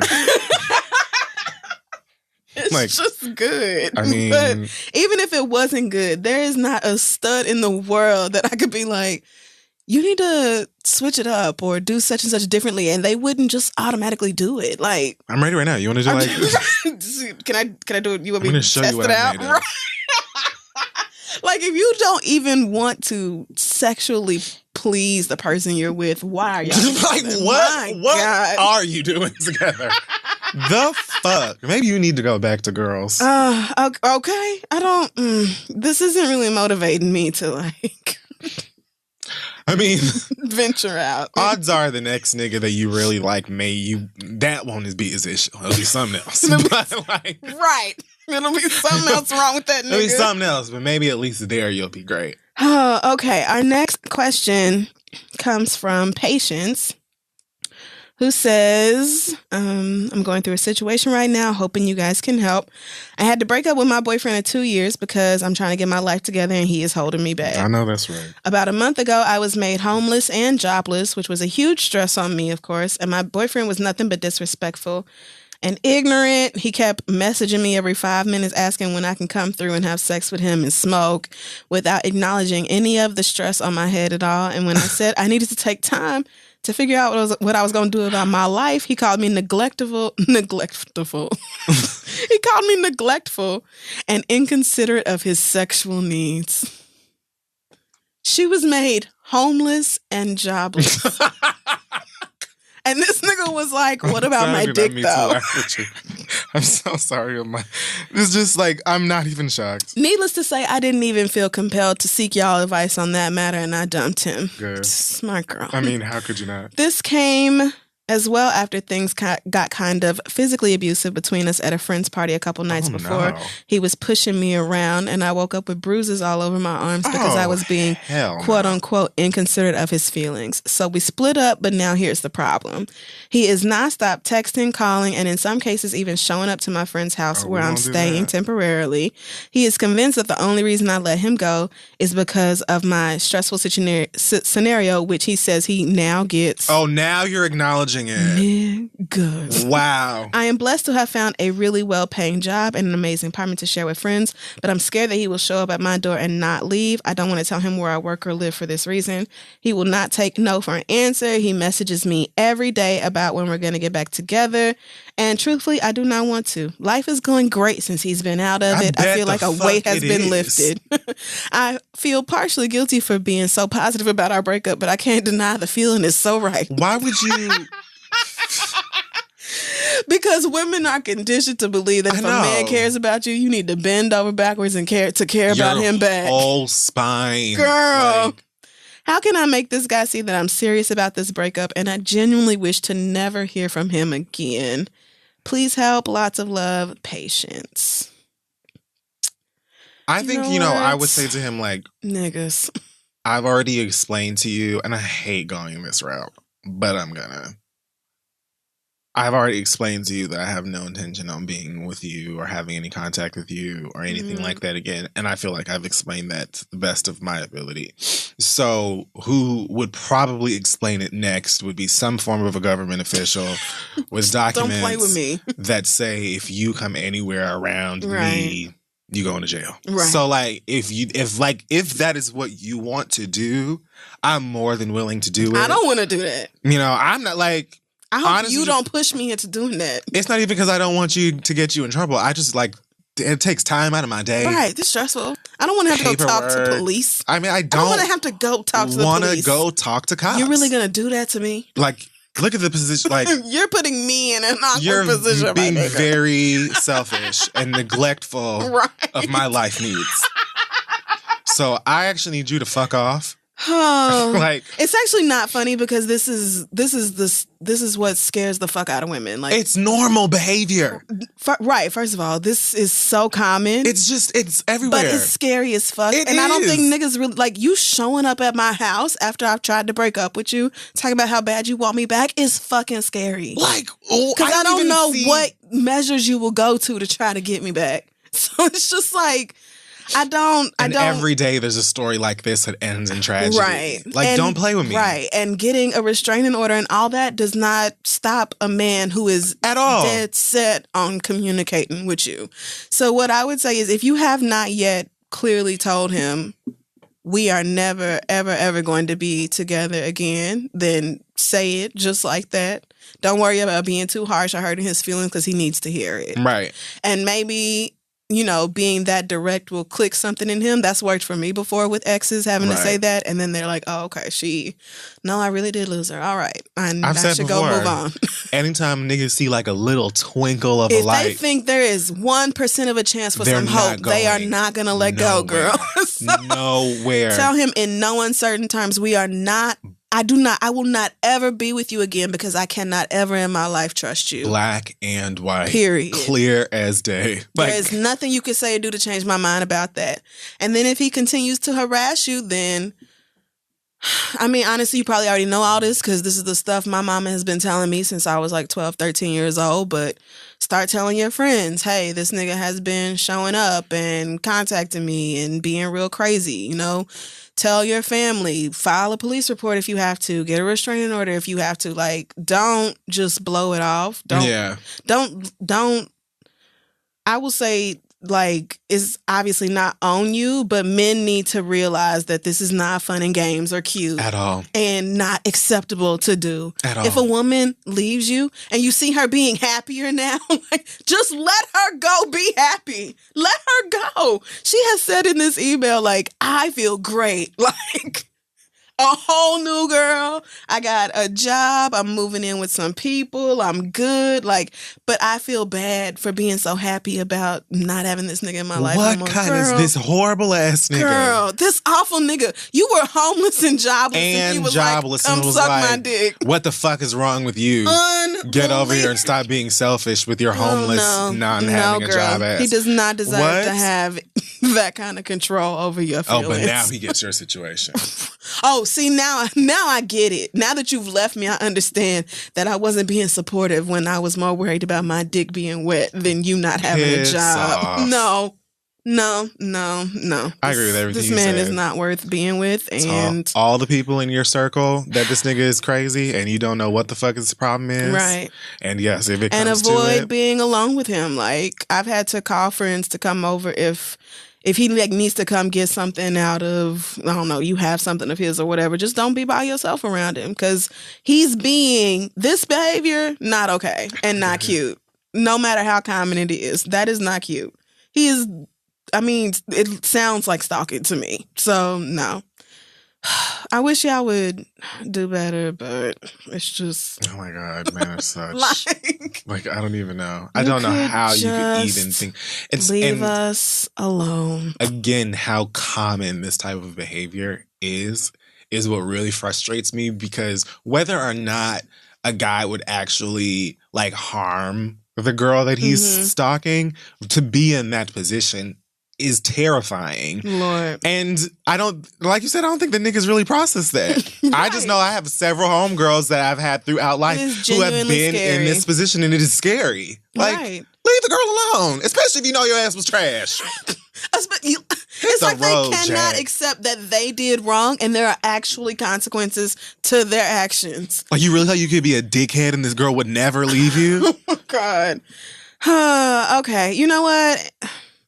Oh, no, let's do this last email. It's from a biracial girl. I know y'all feel like I discriminated against y'all, so this is from Kiki.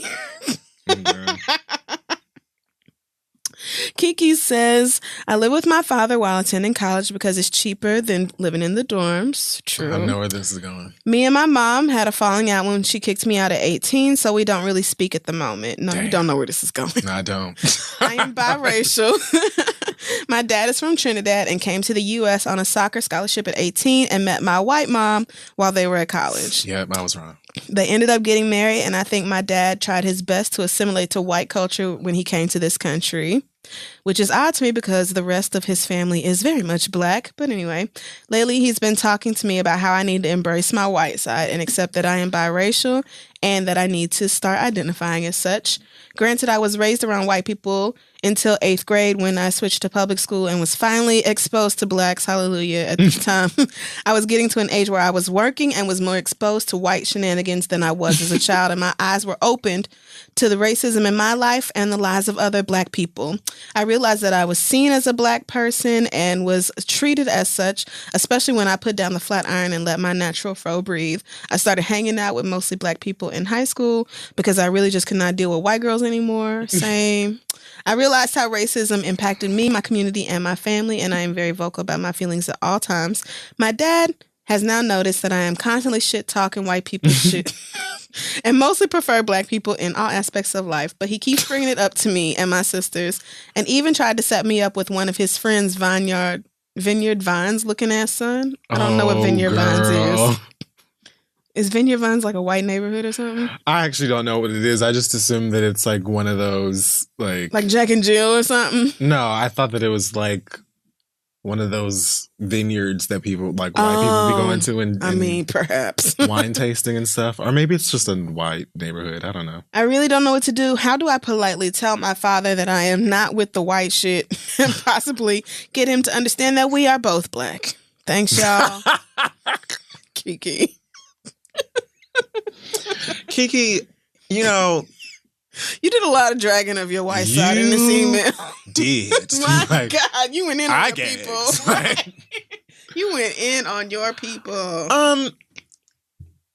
I feel like, you know, I understand your father's perspective of, you know, your mom was white, so you should have like at least an appreciation for the fact that because I mean, you're half white. You're always going to be half white. You are half white, but there's no way you don't know that about yourself. Right. You know what I'm saying? So I feel like the pressing of like all of this, like, hey, get to know your white side. Like, I do know it. Like, you know, I don't know what he expects you to do, like dive into whatever white culture is and like be. He wants you to act like a little white girl. Like he's almost offended that you act black. He has his own like he has issues with race and colorism, definitely. Right. And I think that he, in saying what he's saying to you, is just trying. He knows just as well as you do what white privilege is, and I think he wants you to have that privilege, you know, in an effort like almost like you mixed. Why won't you take advantage of it? Right, exactly. Whereas you being biracial know that most white people will still look at you as a black person. Right. So you wouldn't be able to just walk around and, you know, live the white privilege lifestyle because you can't. So it's not like it doesn't sound like you pass. Also, white people ain't shit. Like white people have a lot of stuff that they have to acknowledge and fix in order for everyone, you know, to be better off in this country and the rest of the fucking world. And so you, as a person who's living the black experience just in your skin, you're not going around being like, black power because I love it. You know, like you're a black person. That is the way that the world These are your experiences. Exactly. These are your experiences, just like mine, just like yours, just like everybody else's. So you're really just living your life. It almost feels like you feel like your dad is saying like you choosing black over white or whatever, whereas you're actually just living the life that you were going to live anyway. You are living the life that America said you was going to live. Like, you're reacting to the racism that is in our society. Like there's nothing wrong with being like, oh, well, I'm red as black anyway, so obviously I care. And I'm half black. So I give a shit about like black people and the things we go through. This is very much your father's issue with race, like way more so than it has anything to do with you. And so he probably has been internalizing this message for years and years and years. And I don't know that you're ever going to be able to get him to feel like he doesn't have to act like that in order to be acceptable or okay. Maybe you just need to, in the most respectful way, say to him, like, I'm happy, I'm good with the friends and the life that I'm living, and you don't need to feel like you have to try and encourage me to go off and live any other kind of thing. I'm great with the friends I've got. I'm great with the people I date. I'm great with this, that, and the third. I'm happy, and I know that I am half white. Like, I've known it for and if you and your mama fell out because she was racist, then there's nothing wrong with that. She didn't say that. No, she didn't. But I mean, like, that probably would help. That would explain how you daddy sound like the type who would have a baby with a racist woman. I mean, I wouldn't be shocked. I would not be shocked. I wouldn't be shocked either. But we're talking about your mama now, and I'm not trying to get into that territory. But she said that she fell out with her mama, so I'm not going to give her too much. But you live in your life, and your daddy should just allow you to do that, race or otherwise. But I think that, and I would not be surprised, I'm sorry to say, that him, you know, having a child with a white woman, he just expected that his child would have the easier white life. You know what I'm saying? And I don't think that he acknowledges the fact that white people don't look at you as a white person and never will. So everything he's saying is kind of pointless. You can't just be like, oh, well, I'm half white, so look at me as white. It doesn't. That's why it's racism. Because as long as you're half black, then you're never going to be deserving of something that a white girl would be. Like, you're never going to be able to pass in those same spaces and be treated as white. I mean, right, some can, especially if they get that hair together. But the roots never come out. You can pass for all type of stuff or just be exotic, which also will let you in under certain circumstances within certain crowds. It's always going to be easier than being the dark-skinned girl. Yeah. Which is why we just keep trying to get y'all to understand. And y'all get so upset at us. Right. But it's like we're still right about that. I see you too, girl, but like, hey, us. Like, yeah, you, but then like, I have a different experience than you do. And people darker than me have a different experience than I do. Like, it keeps going. Really the black are the worst. Like, that's and that's pretty universal. That's pretty universal. The black are the worst. So, that's kind of it. Yeah, I would, I guess, try to distance that emotionally. Just try to get him to understand, like, look, those are your issues. I don't have any issue with my blackness. I accept and love it. And I hope that one day you learn to accept and love yours as well.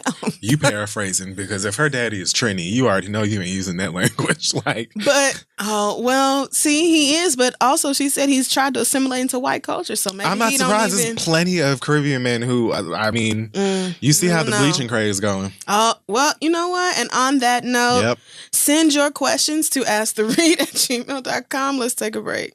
Hey guys, we want to give a major shout out to our sponsor this week, Care Of.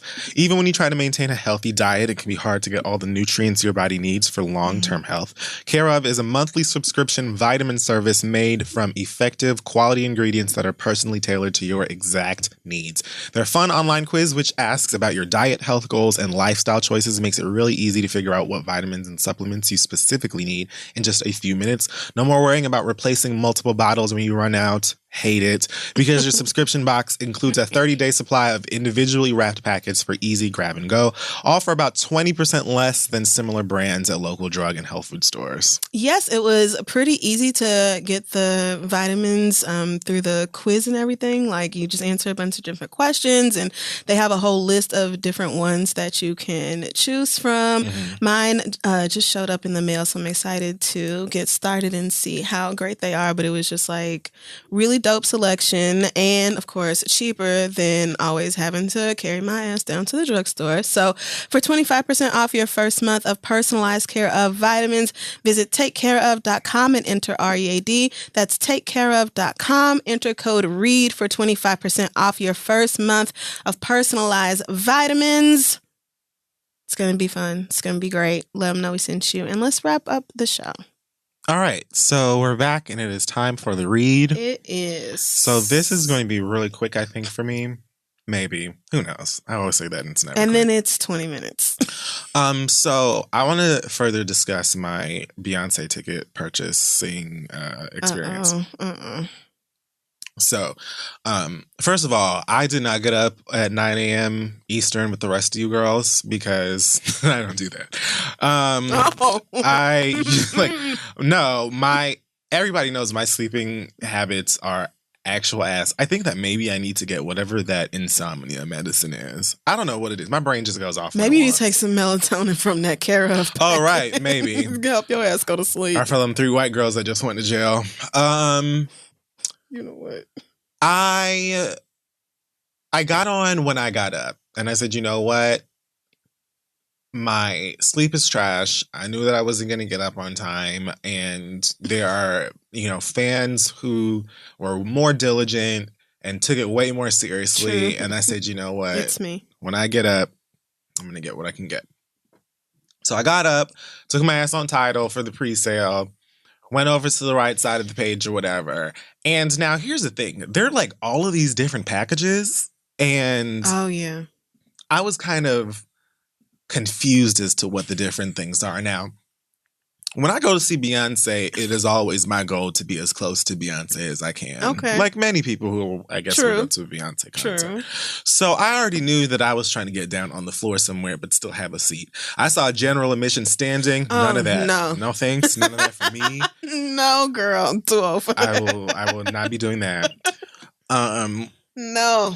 But I went ahead and clicked on the thing that I had. Now, not as close as I would have liked to be. Okay. You know, but it was great and reasonable. And I got the runway package or whatever. Oh, okay. So you did get a package. So next to the, that strip or whatever, which is kind of like what my experience was with Formation. Because I was sitting right there. Yeah, me too. So I'm like, all right. Now here's where things got a little tricky. I clicked on the thing, it basically just tells you the section and the row first. So and it has the map right there, so you kind of get an idea of where you at. So I clicked on, the best possible section row I could get at the time. Mm-hmm.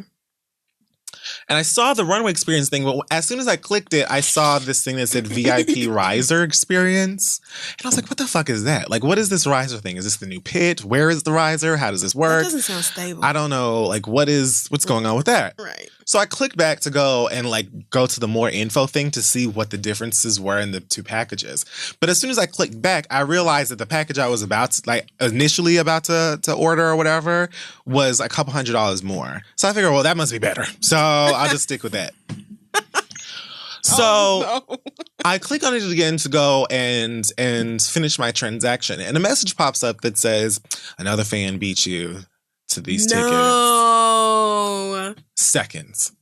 Seconds.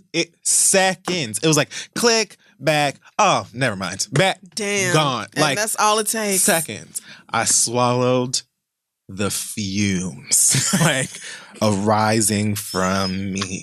And I said, you know what? This is your fault. It happens. This is your fault. It does happen. You had to be curious and be thinking and doing all these internal questions. You can just buy the damn tickets the way they were. This is your fault. Now someone deserving will be taking where you could have been sitting. So now I'm in double digits. I'm pissed. Oh. But I go ahead. I said, you know what? I will be there. And I'm blessed to be able to be, in this little whatever experience package thing is. Expensive. Looking at all my blessings and I'm counting them one by one.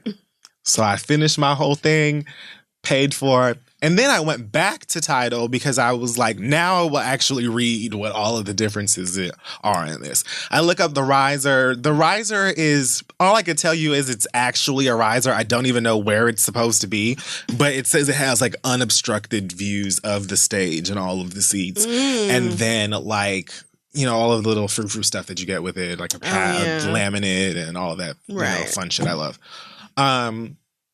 And the runway experience is basically, I think that you get a tour of the backstage and you get to talk to the crew and all that stuff that I'm sure happens at 3:00 in the afternoon and the show starts at so you're going to be up there all damn day. All day. Because they're not about to be distracted an hour before showtime.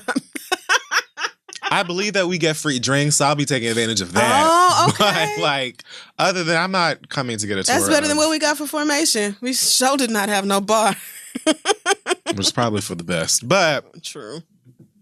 So I go back, I'm reading all the information, I'm happy with what I purchased, whatever. The package I got seemed like it'll be fun. Great. So when I close that box or whatever, I look at the side or wherever the tickets are and stuff like that, and the section and row that I was initially trying to purchase was still there. But when I clicked on it before, when I tried to go back, it was still there, obviously, but it just said somebody beat you to it. Something told me don't click on this again. Oh, my God. No way. I was just curious. No way. Something told me not to do it, though, and I didn't listen. I clicked on it again, and it was right there, booted up, ready for purchase. No way. Which means that one of you raggedy bitches faked like you were about to get the seat that I fucking wanted and then backed out at the last minute. I'm not finna go and buy them damn tickets too. I spent enough on the tickets I got, but now I gotta be 3 rows back. Oh. From where I was. Now I get to look 3 rows ahead of me and see the seats that were supposed to be mine You could have bought it and sold deal. the other one. Absolutely. I wasn't going to do all of that. Oh, well. I'm not. I said, you know what? At the end of the day, this is a collaborative concert anyway. It's true. And I will be there. And the thing about it is, like, it's right on that runway thing. Mm-hmm. So she's going to be right there. Yeah. She's going to go back and forth and back. And the screens are always big and bright. Right. Last damn concert formation was a large cube that was screen on each side. It was like, bitch, you're definitely seeing this show. I'm gonna have a blast. Right. So I was just said, fine. But I just want to address whichever one of you ashy motherfuckers went on there and snatched them tickets up from underneath me, you bitch, and then did not even purchase them. And you want to know something? I know it's one of you wealthy white bastards, and I'm gonna tell you why, because it's always you bitches down there. I have been on the floor at enough of these concerts now to know, like, the ratio of what is going on and stuff. And on the floor, let me tell you, you want to really steam, girls? Like, you want to really steam for all of you actual fans who are like, here are your $400 for me to sit wherever I'm about to sit, Beyonce, because I just want to come. The girls who are actually, a good portion of the girls who are down on the floor or whatever and right in the front are just rich white bitches who got tickets because their mama or daddy or boyfriend or wife or whoever got money, got them tickets to go and sit in the like really good seats. Because first of all, you're talking about the Beyonce show because it's the place to be. Right. That's it. Not because you stand like for Beyonce the way that I do or many other people in this fucking stadium do, but because you have the money to snatch them tickets up immediately, and you know that you want to go to the Beyonce and Jay-Z concert because that is the concert for everybody to go to. True. You know it. So I'm more than certain that one of you little knuckle dragging bitches asked mommy or daddy to enter their credit card information, and they gave you a hearty fuck you thought. And you backed out for the tickets that could have been mine. I want you to know, fuck you. In fact, if you bought a ticket or if you queued yourself up to buy a runway experience ticket at the Jersey Stadium. Look at you. No, not you about to try and then backed out, fuck you. You could be the wrong one, but you might be the right one.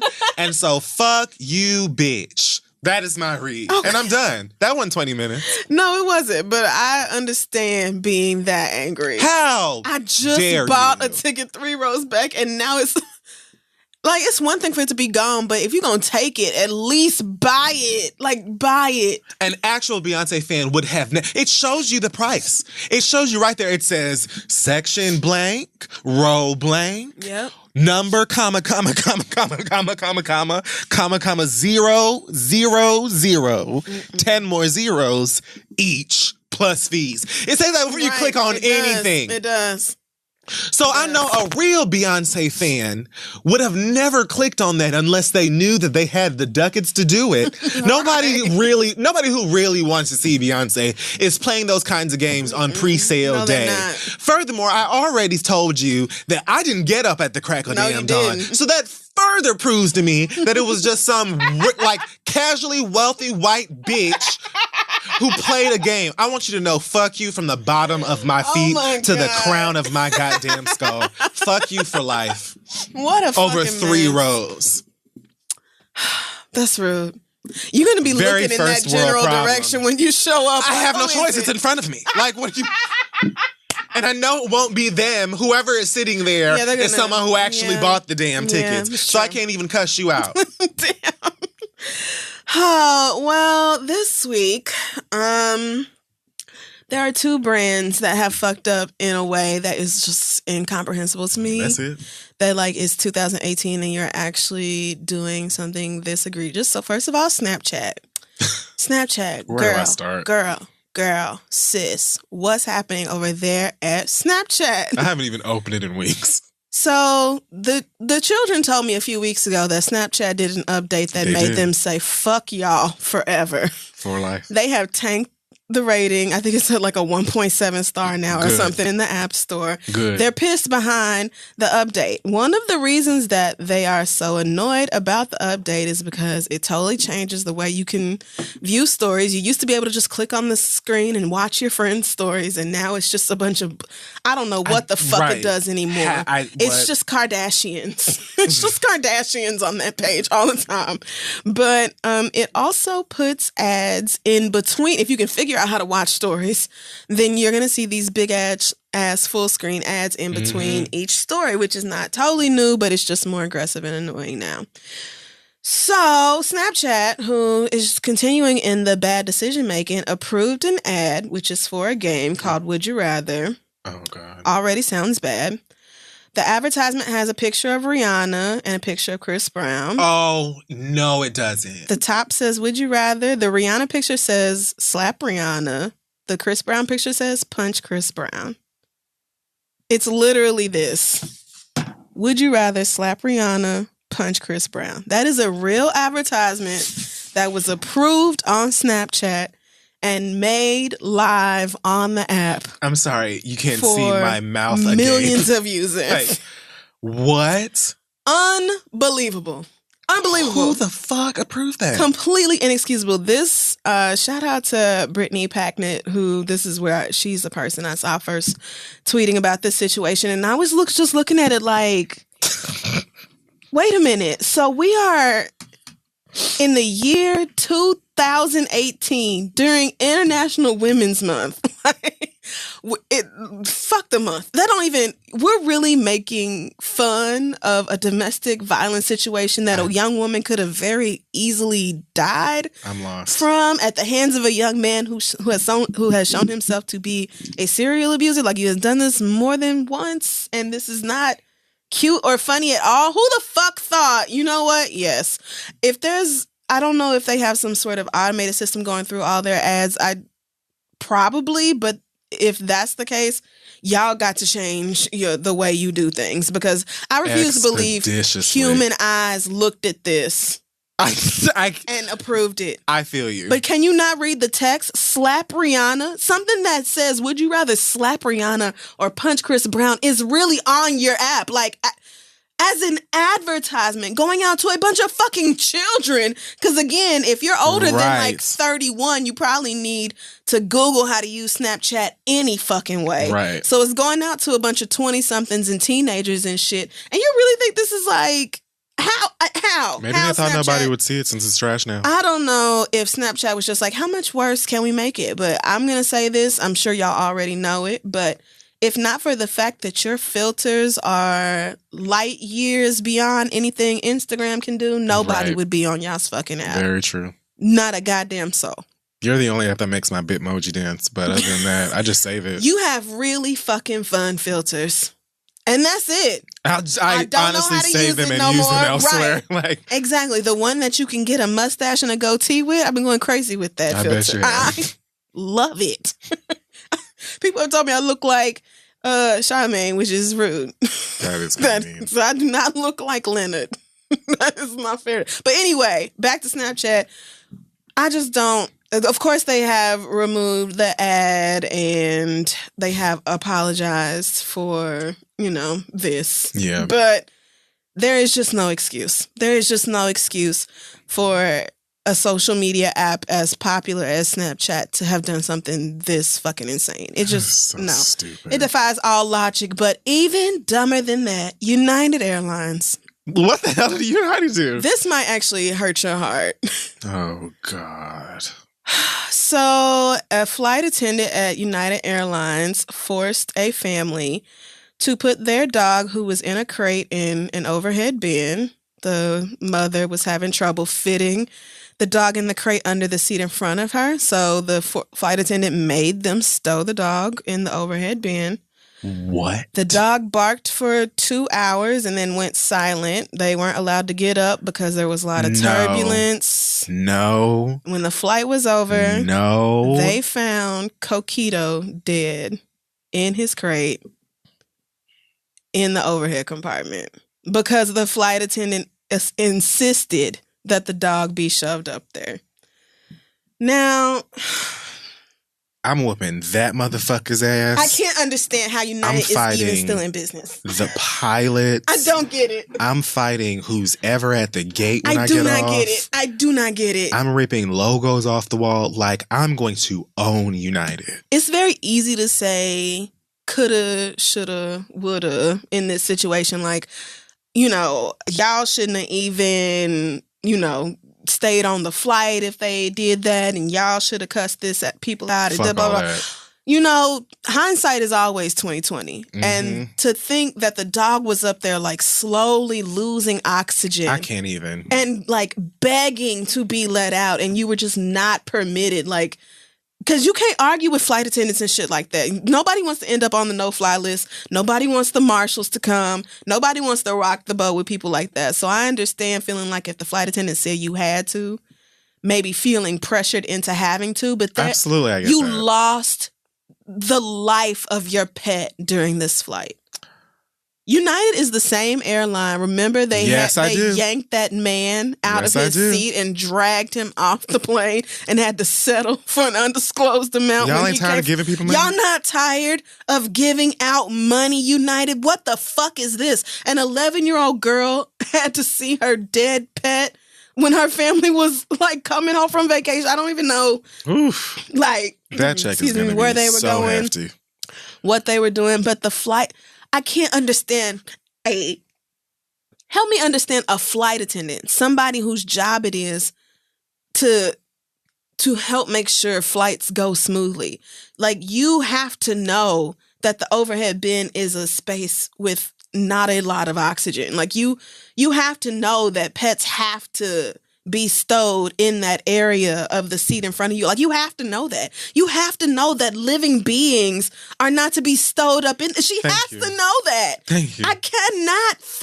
What the fuck was going through this flight attendant's head that you were just like, no, fuck it, it's up there. And to hear a dog barking for 2 hours, I can't imagine me sitting through this. I feel like I would have. It wouldn't have been my dog, and I would have got up. Right. I feel like I would have got up like, I cannot listen to this dog bark. Like this is fucked. But it's not even, Oof. The story is so fucked up that it's hard to wrap your mind around an airline employee doing some shit like that and now having the death of this pet on your hands. I am wrecking. United, I can't imagine. They put out a statement fucked. that said, oh my God, a fellow passenger took a picture of the dog and posted it. I can't fathom. I would own United. Anyway, United statement says this was a tragic accident that should never have occurred, as pets should never be placed in the overhead bin. Wow, I feel like you don't have to be a flight attendant to know that. But goddamn, we assume full responsibility for this tragedy and express our deepest condolences. You know, you can say that. They wasn't this damn assuming full responsibility for the tragedy when they dragged that Asian man off that plane. True. But you can't fuck with dogs because white people are gonna mount the fuck up. That's true. Like Jimmy Kimmel. That's right. They don't fuck around about animals. Oh my God. Side note, I was watching My Big Fat Fabulous Life, which I don't know why I love that show the way I do. But anyway, them white people love animals. Oh, yeah. And they had a pig. The pig got too big and crazy. So it went to go live on a farm. It caught a random bacteria and died very suddenly. So it's sad, right? Mm-hmm. When I tell you at least 20 minutes of this program was dedicated to these white people weeping into each other's arms about the death of this pig, which is still fine because I understand attachment to animals. Mm-hmm. But not once in like 6 seasons of this show have I seen them mention Black Lives Matter or shed a tear over an unarmed black person being killed by police. Like, not once. So to see this massive display of emotion over a pig, like, not saying it's not sad, but like, y'all really do give more of a fuck about animals than you do about like fellow human beings. It's crazy. Anyway, that is just we're animals to them too. Just the point. The point, though, this dog, it must have been so scared and like suffocating, and it just sounds like such. I couldn't have been on that flight. Anxiety, what the fuck, United, man? I'm actually at a loss for words. I don't even know what to say. Y'all murdered somebody's pet. I'm just thinking of what would go through my mind if they tried to tell me to put Link up and up. First of all, I'm not going to do it. I'm not going to do it. I guess I'm gonna have to deboard because, honestly, and someone's gonna have to come and get me because I'm not going willingly. I don't care who's got to wait. What can the other flight attendants come and outvote you on this? Because this just seems. I'm not going to do either one of those things you're talking about. If it's not fitting, then maybe we need to go put it in a space in first class or something. I don't know where else it needs to go where there's more space, but my pet is not going in no fucking overhead bin.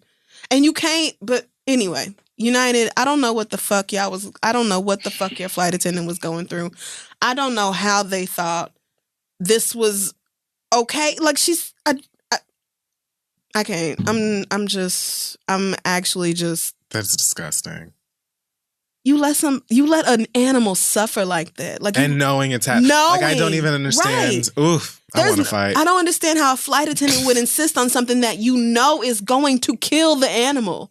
That's what makes me think, is this some kind of sadist? Is she... what is your problem? She, he, I don't know, they, I don't know who this person is, but just... Even if it were ventilated, God, I still wouldn't, I don't understand, what? Why would you want to put... One of the first things that they tell you when you're taking off or getting ready to take off is, oh my God. Or maybe I think it's when you're landing, is that, be careful, when you open the overhead, because things might have shift around in there. So imagine turbulence on top of a lack of oxygen. And you're a small dog. Yeah. In a crate. 10-month-old French bulldog. I'm fighting. Flying from Houston to New York. Oh, no. Oh, no. Oh, hell no. Damn. I am fighting. This is just, yeah.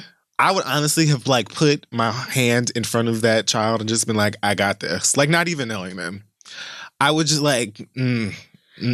I don't, maybe if the flight attendant didn't know that it was a dog in the bag and just thought, oh, it doesn't fit, so you have to stow it, but that didn't happen. No, right, that didn't happen. There's no way that you had this bag and didn't know a dog was in it and was just fuck it. That was disgust. You knew there was a dog in the bag. All the other shit is terrible. This is just inexcusable that a United employee would knowingly do something to cause the death of a pet. It's just insane. So I'm getting your money and I'm fighting. I'm getting both. Right. And you deserve. This family the fuck absolutely fucking deserves every dime they get and then some. If they end up bankrupting this airline, I'm not gonna shed no tears. I really would not. Because I just can't imagine y'all killing my pet and me doing anything but killing your company. Somebody needs to die. Or at the very damn least be fired. I will put 3 billboards over. I cannot. Chickasaw County, whatever that shit is called. 3 billboards outside 3 back-to-back billboards of my dog and how y'all trying to... mess. So yeah, that's it for my reads this week. United and Snapchat, you hoes. There are no excuses for the things that you're doing. There are no excuses. Woo! Make sure you check us out at thisistheread.com. Follow us on social at thisistheread.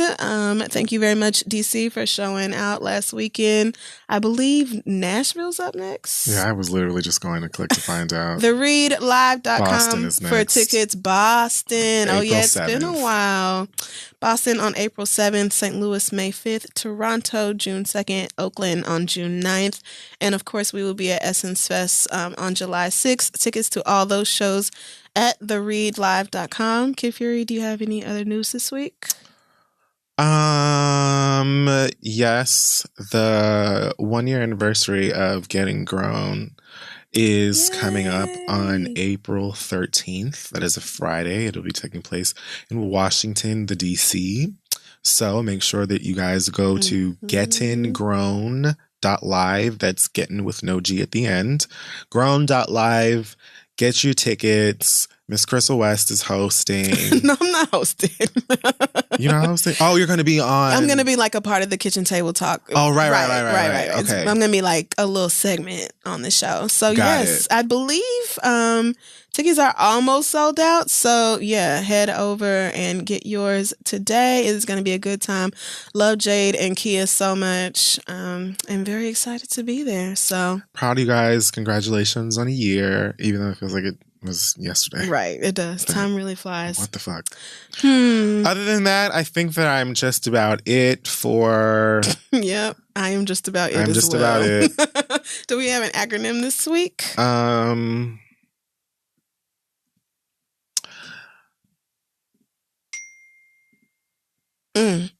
have an acronym.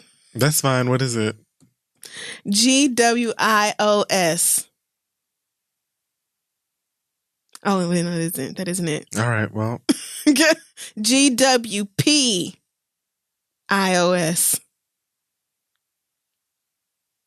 Guess whose phone isn't on silent? Girl, whatever. Shut your ass up. Bye, guys. See you next week.